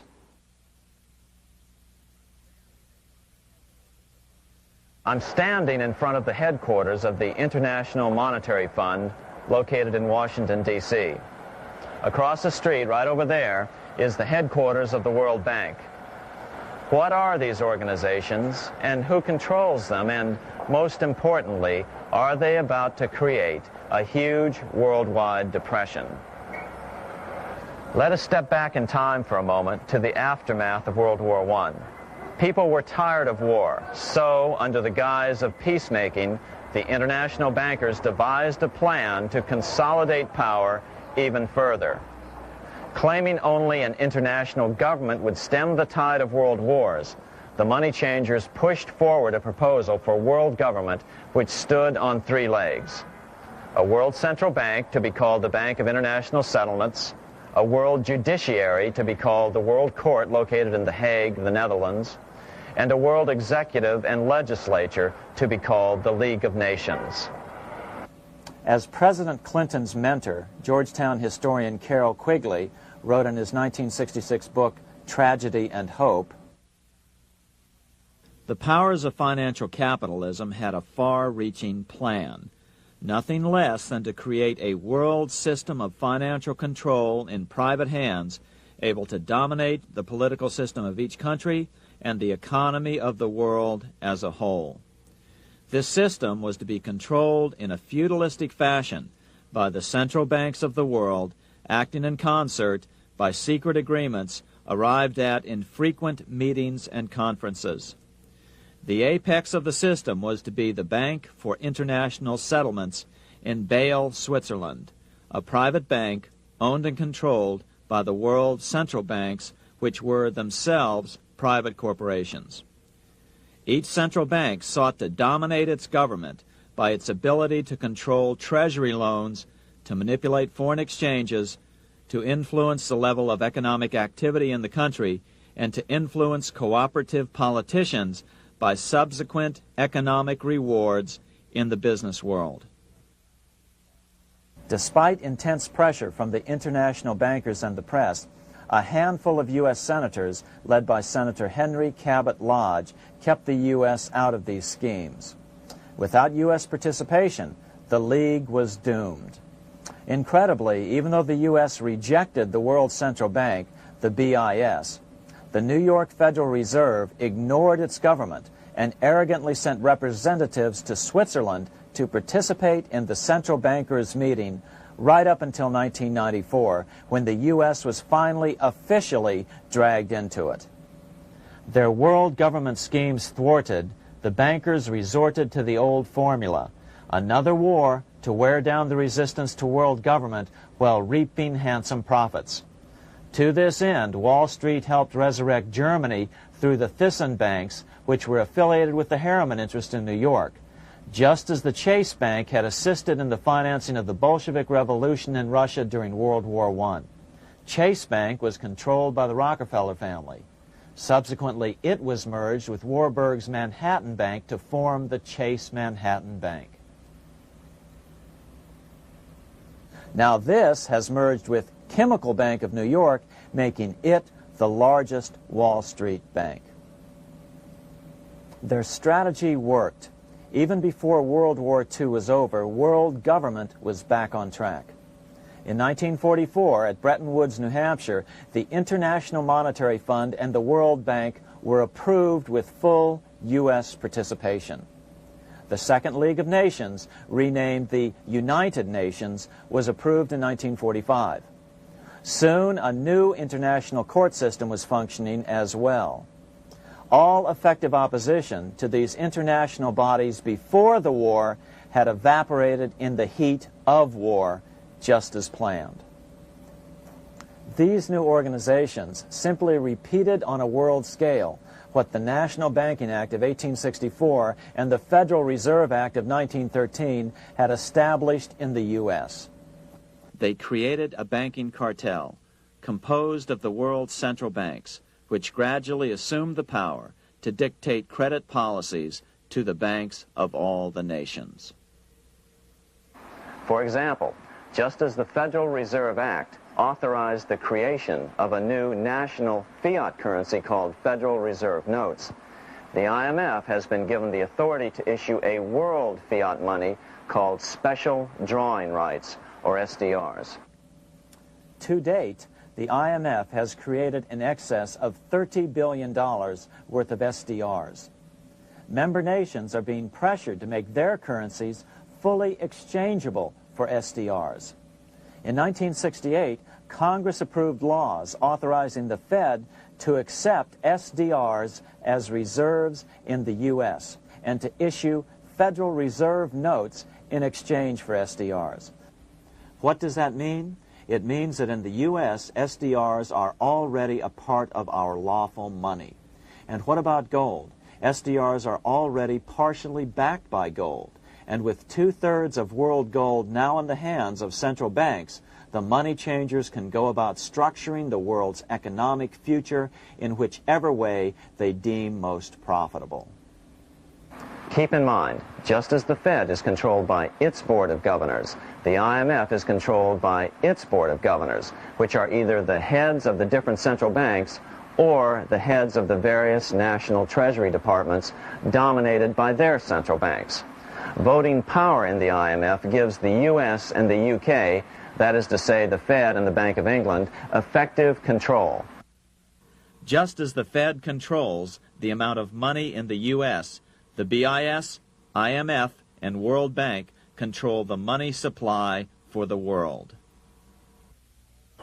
So we see the repetition of the old Goldsmiths fraud replicated on the national scale with central banks like the Fed and on the international scale by the three arms of the World Central Bank. Is this organization of the BIS, the IMF, and the World Bank, which we refer to collectively as the World Central Bank, presently expanding and contracting world credit? Yes. Regulations put into effect in 1988 by the BIS required the world's bankers to raise their capital and reserves to 8% of liabilities by 1992. Increased capital requirements put an upper limit to the fractional reserve lending, similar to the way cash reserve requirements do. What is this seemingly insignificant regulation made in a Swiss city 8 years ago meant to the world? It means our banks cannot loan more and more money to buy more and more time before the next depression, as a maximum loan ratio is now set.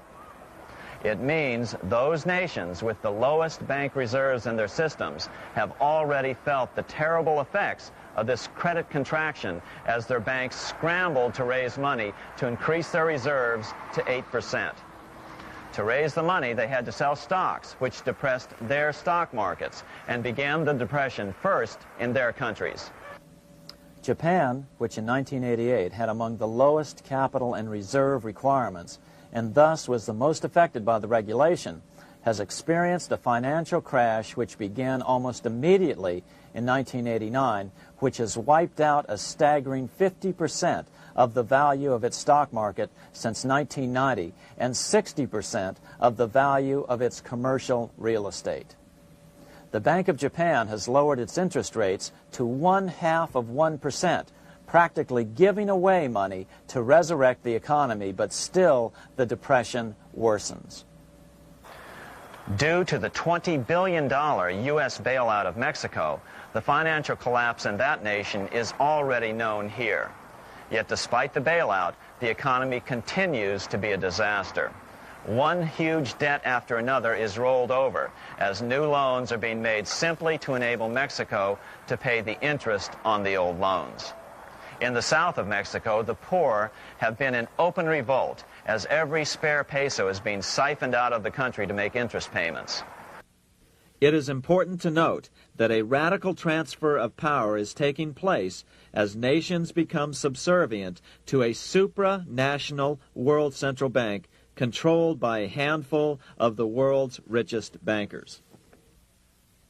As the IMF creates more and more SDRs by the stroke of a pen on IMF ledgers, more and more nations borrow them to pay interest on their mounting debts and gradually fall under the control of the faceless bureaucrats of the World Central Bank.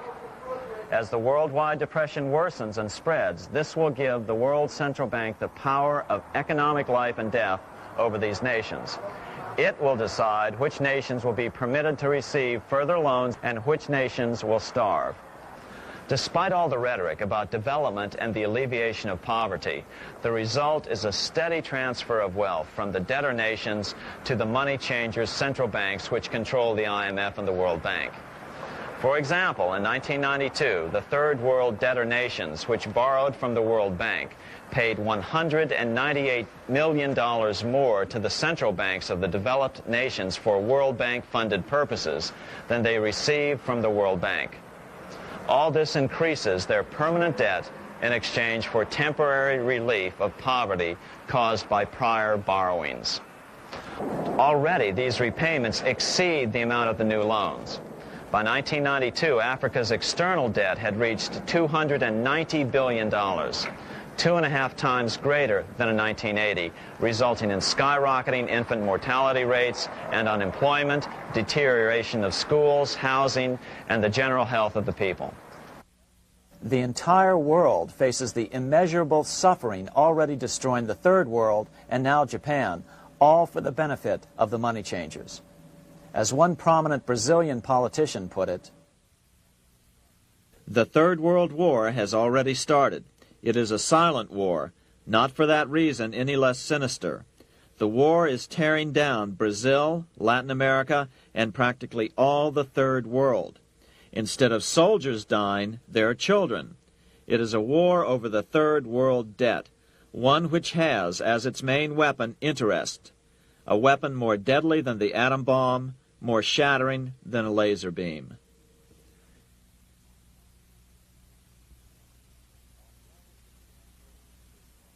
Although it would be absurd to ignore the pivotal role played by influential families such as the Rothschilds, the Warburgs, the Schiffs, the Morgans, and the Rockefellers in any review of the history of central banking and fractional banking, keep in mind, by now, central banks and the large commercial banks are up to 3 centuries old and deeply entrenched in the economic life of many nations. These banks are no longer dependent on clever individuals such as a Nathan Rothschild. Years ago, the question of ownership was important, but no longer. For example, both the Bank of England and the Bank of France were nationalized after World War II, and nothing changed, nothing at all. They endure and continue to grow, now protected by numerous laws, paid politicians, and mortgaged media, untouched by the changing of generations. 3 centuries have given them an aura of respectability.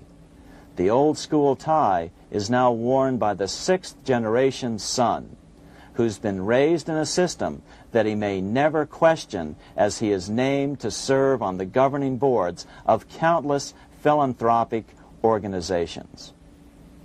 To focus attention today on individuals or families, or to attempt to sort out the current holders of power, serves little useful purpose and would be a distraction from the cure. The problem is far bigger than that.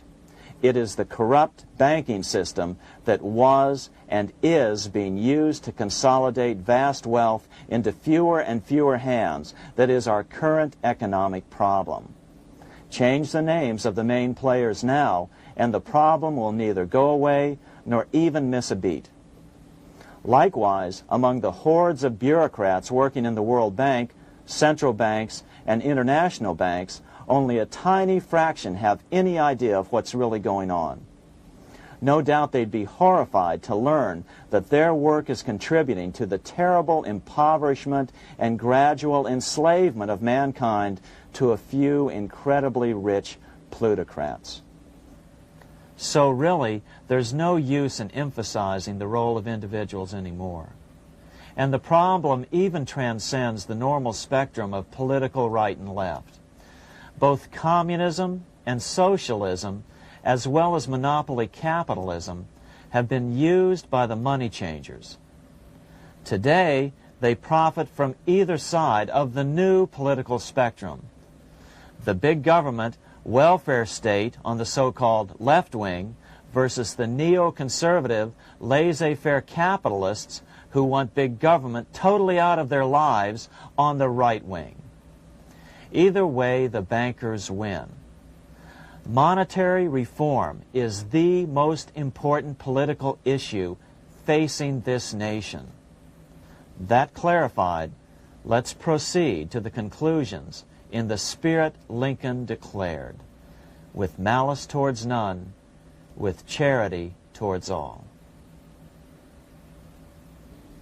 At the start of this video, we ask a number of troubling questions. Let's be sure we've answered them. What's going on in America today? Why are we over our heads in debt? Why can't the politicians bring debt under control? Why are we over our heads in debt? Because we're laboring under a debt money system that is designed and controlled by private bankers. Now, some will argue that the Federal Reserve System is a quasi-governmental agency. But the President appoints only 2 of the 7 members of the Federal Reserve Board of Governors every 4 years. And he appoints them to 14-year terms, far longer than his own.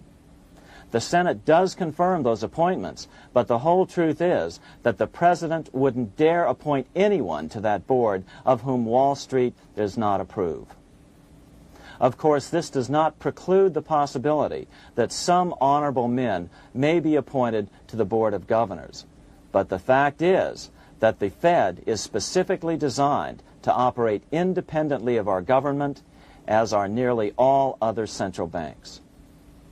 Some argue that the Fed promotes monetary stability. We saw the current head of the Bank of England, Eddie George, claim that this was the most important role of a central bank. In fact, the Fed's record of stabilizing the economy shows it to be a miserable failure in this regard. Within the first 25 years of its existence, the Fed caused 3 major economic downturns, including the Great Depression, and for the last 30 years has shepherded the American economy into a period of unprecedented inflation. Again, this is not some wild conspiracy theory. It's a well-known fact among top economists.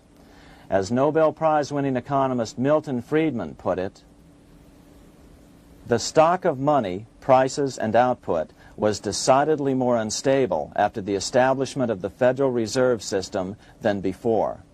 The most dramatic period of instability in output was, of course, the period between the 2 wars, which includes the severe monetary contractions of 1920-21, 1929-33, and 1937-38. No other 20-year period in American history contains as many as 3 such severe contractions. This evidence persuades me that at least a third of the price rise during and just after World War I is attributable to the establishment of the Federal Reserve System, and that the severity of each of the major contractions, 1920-21, 1929-33, and 1937-38, is directly attributable to acts of commission and omission by the reserve authorities. Any system which gives so much power and so much discretion to a few men so that mistakes, excusable or not, can have such far-reaching effects is a bad system. It is a bad system to believers in freedom just because it gives a few men such power without any effective check by the body politic. This is the key political argument against an independent central bank. To paraphrase Clemenceau, money is much too serious a matter to be left to the central bankers. We must learn from our history before it is too late. Why can't politicians control the federal debt? Because all our money is created out of debt. Again, it's a debt money system. Our money is created initially by the purchase of U.S. bonds. The public buys bonds like savings bonds, the banks buy bonds, foreigners buy bonds, and when the Fed wants to create more money in the system, it buys bonds, but pays for them with a simple bookkeeping entry which it creates out of nothing. Then this new money created by the Fed is multiplied by a factor of 10 by the banks thanks to the fractional reserve principle. So although the banks don't create currency, they do create checkbook money or deposits by making new loans. They even invest some of this created money. In fact, over $1 trillion of this privately created money has been used to purchase U.S. bonds on the open market, which provides the banks with roughly $50 billion in interest, risk-free, each year, less the interest they pay to some depositors. In this way, through fractional reserve lending, banks create over 90% of the money and therefore cause over 90% of our inflation. What can we do about all this? Fortunately, there's a way to fix the problem fairly easily, speedily, and without any serious financial problems. We can get our country totally out of debt in 1 to 2 years by simply paying off these U.S. bonds with debt-free U.S. notes, just like Lincoln issued. Of course, that by itself would create tremendous inflation, since our currency is presently multiplied by the fractional reserve banking system. But here's the ingenious solution, advanced in part by Milton Friedman, to keep the money supply stable and avoid inflation and deflation while the debt is retired. As the Treasury buys up its bonds on the open market with U.S. notes, the reserve requirements of your hometown local bank will be proportionally raised, so the amount of money in circulation remains constant. As those holding bonds are paid off in U.S. notes, they will deposit this money, thus making available the currency then needed by the banks to increase their reserves. Once all the U.S. bonds are replaced with U.S. notes, banks will be at 100% reserve banking instead of the fractional reserve system currently in use. From this point on, the former Fed buildings will only be needed as a central clearinghouse for checks and as vaults for U.S. notes. The Federal Reserve Act will no longer be necessary and could be repealed. Monetary power can be transferred back to the Treasury Department. There would be no further creation or contraction of money by banks. By doing it this way, our national debt can be paid off in a single year or so, and the Fed and fractional reserve banking abolished without national bankruptcy, financial collapse, inflation or deflation, or any significant change in the way the average American goes about his business. To the average person, the primary difference would be that for the first time since the Federal Reserve Act was passed in 1913, taxes would begin to go down. Now there's a real national blessing for you, rather than for Hamilton's banker friends. Now let's take a look at these proposals in more detail. Here are the main provisions of a Monetary Reform Act which needs to be passed by Congress. We've drafted a proposed Monetary Reform Act which follows at the end of this tape. Of course, variations with the same results would be equally welcome. 1. Pay off the debt with debt-free U.S. notes. As Thomas Edison put it, if the U.S. can issue a dollar bond, it can issue a dollar bill. They both rest purely on the faith and credit of the United States government. This amounts to a simple substitution of one type of government obligation for another. One bears interest, the other doesn't. Federal Reserve notes could be used for this as well, but could not be printed after the Fed's abolished as we propose, so we suggest using U.S. notes instead. 2. Abolish fractional reserve banking.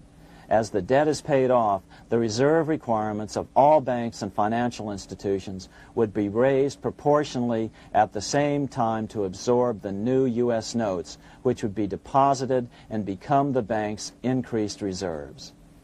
Towards the end of the first year of the transition period, the remaining liabilities of financial institutions would be assumed or acquired by the U.S. government in a one-time operation. In other words, they too would eventually be paid off with debt-free U.S. notes in order to keep the total money supply stable. At the end of the first year or so, all of the national debt would be paid, and we could start enjoying the benefits of full reserve banking. The Fed would be obsolete, an anachronism. 3. Repeal the Federal Reserve Act of 1913 and the National Banking Act of 1864. These acts delegate the money power to a private banking monopoly.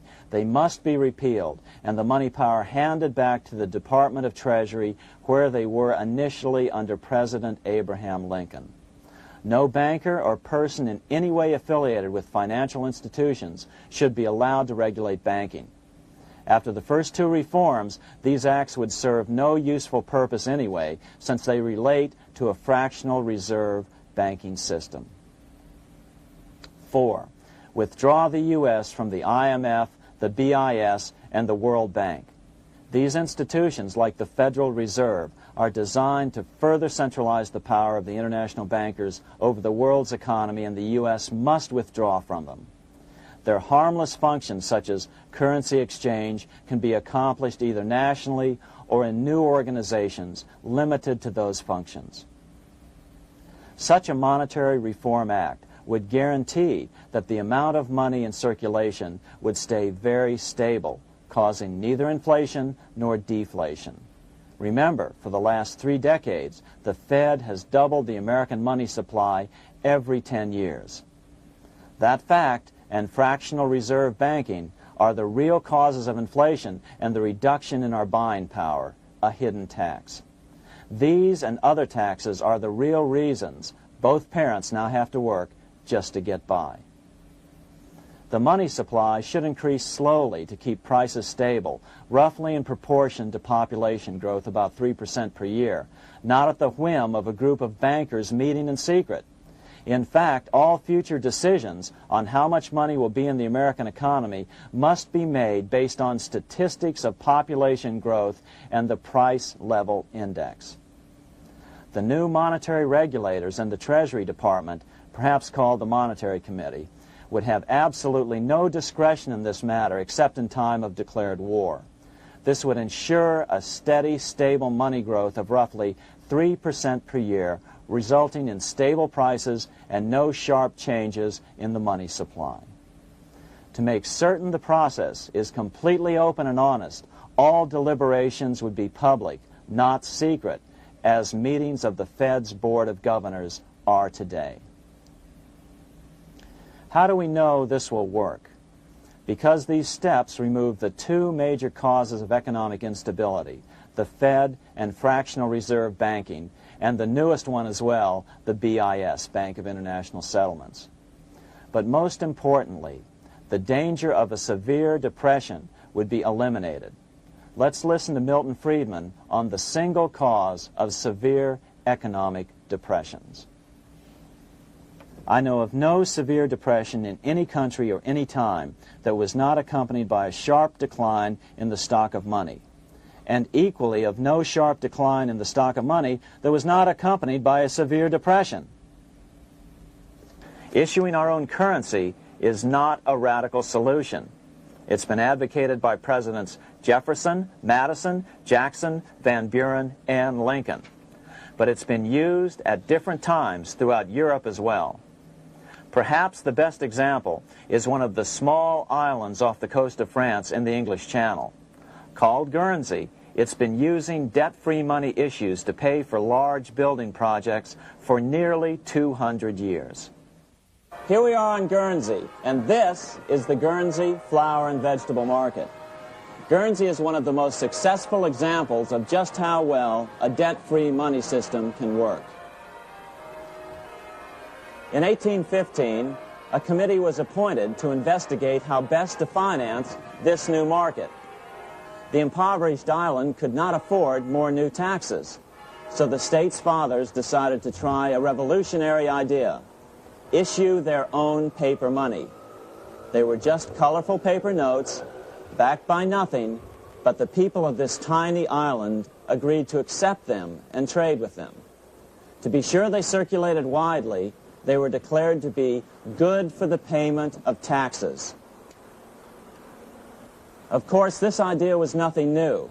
It was exactly what America had done before the American Revolution, and there are many other examples throughout the world. But it was new to Guernsey, and it worked miracles. This market is still in use, and remember, it was built for no debt to the people of this island state. But what if we follow Guernsey's example? How would the bankers react to these reforms? Certainly the international bankers' cartel will oppose reforms that do away with their control of the world's economies as they have in the past. But it is equally certain that Congress has the constitutional authority and responsibility to authorize the issuance of debt-free money, U.S. notes, and to reform the very banking laws it ill-advisedly enacted. Undoubtedly, the bankers will claim that issuing debt-free money will cause severe inflation or make other dire predictions. But remember, it is fractional reserve banking which is the real cause of over 90% of all inflation, not whether debt-free U.S. notes are used to pay for government deficits. In the current system, any spending excesses on the part of Congress are turned into more debt bonds, and the 10% purchased by the Fed are then multiplied many times over by the bankers, causing over 90% of all inflation. Our fractional reserve and debt-based banking system is the problem. We must ignore its inevitable resistance to reform and remain firm until the cure is complete. As the director of the Bank of England in the 1920s, Sir Josiah Stamp put it, referring to this modern fractional reserve banking system, banking is conceived in iniquity and born in sin. Bankers own the earth. Take it away from them, but leave them the power to create money and control credit, and with the flick of a pen, they will create enough money to buy it back again. Take this great power away from the bankers, and all great fortunes like mine will disappear, and they ought to disappear, for this would be a better and happier world to live in. But if you want to continue the slaves of bankers and pay the cost of your own slavery, let them continue to create money and to control credit. Americans are slowly figuring this out. Today, over 3,200 cities and counties have endorsed the proposal of a non-profit organization called Sovereignty. The Sovereignty movement calls for Congress to authorize the Secretary of the Treasury to issue $90 billion per year of U.S. notes, not Federal Reserve notes nor debt-based bonds, to loan money interest-free to cities, counties, and school districts for needed capital improvements. Remarkably, and to their praise, the Community Bankers Association of Illinois, representing 515 member banks, has endorsed this sovereignty proposal, a good step in the right direction. As Milton Friedman has repeatedly pointed out, no severe depression can occur without a severe contraction of money. In our system, only the Fed, the Bank of International Settlements, with U.S. bankers' cooperation, or a combination of the largest Wall Street banks could cause a depression. In other words, our economy is so huge and resilient, a depression just can't happen by accident. Unless we reform our banking system, they will always have that power. They can pull the plug on our economy anytime they choose. The only solution is to abolish the Fed and the fractional reserve banking system and withdraw from the BIS. Only that will break the power of the international bankers over our economy. And keep in mind, a stock market crash itself cannot cause a severe depression. Only the severe contraction of our money supply can cause a severe depression. The stock market crash of 1929 only wiped out market speculators, mostly the small to medium ones, resulting in $3 billion in wealth changing hands.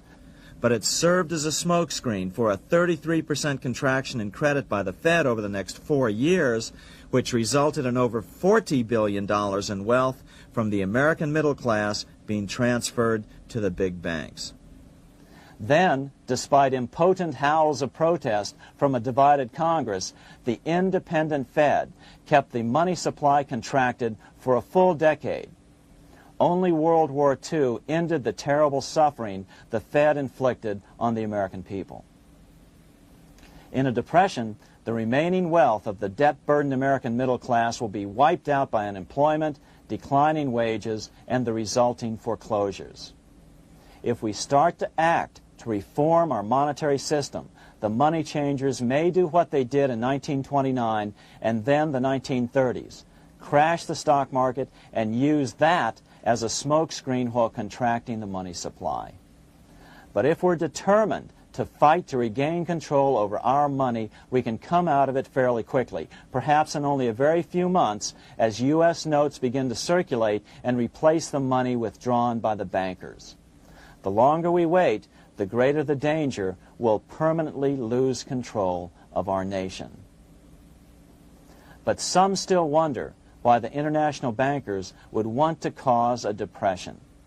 Wouldn't that be killing the goose that is currently laying all those golden interest eggs?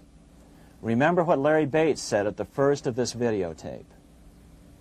You see, in periods of economic upheaval, in economic crisis, wealth is not destroyed. It is merely transferred. Do we have any hints as to what the money changers have in store for us? Here's what David Rockefeller, the chairman of Chase Manhattan Bank, the largest Wall Street bank, had to say. We are on the verge of a global transformation. All we need is the right major crisis and the nation will accept the New World Order.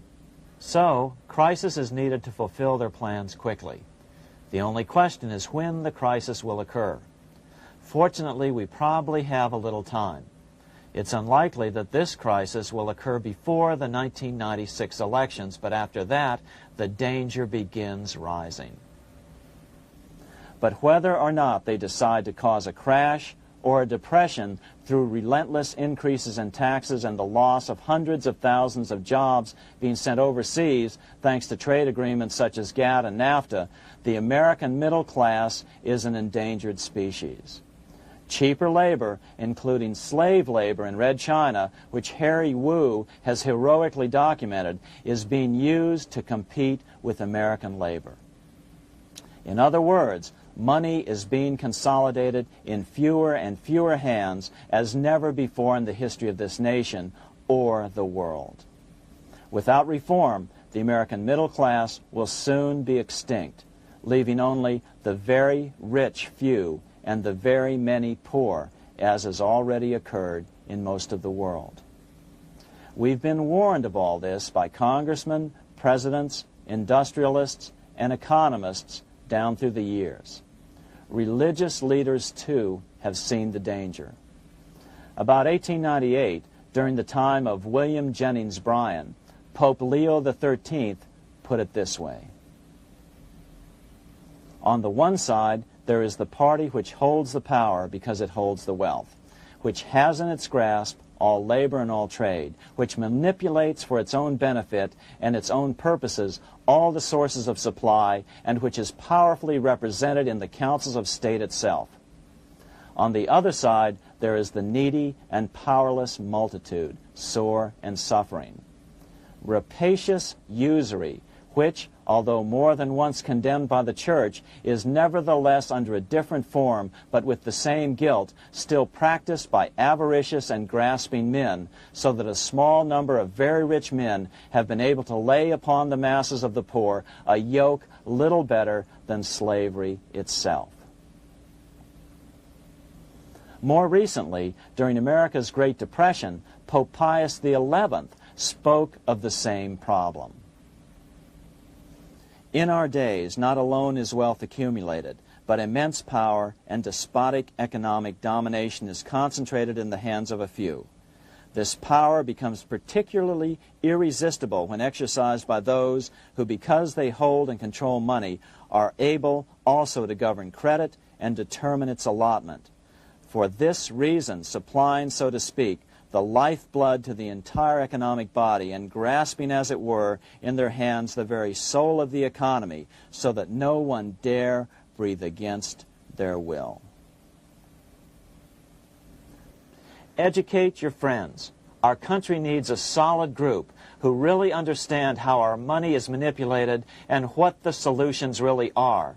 Because if a depression comes, there will be those who call themselves conservatives who will come forward advancing solutions framed by the international bankers.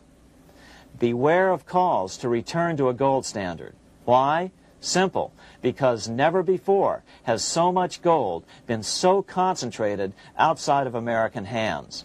And never before has so much gold been in the hands of international governmental bodies such as the World Bank and International Monetary Fund.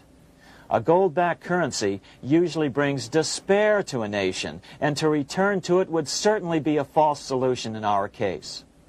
Remember, we had a gold-backed currency in 1929 and during the first 4 years of the Great Depression. Likewise, beware of any plans advanced for a regional or world currency. This is the international bankers' Trojan horse.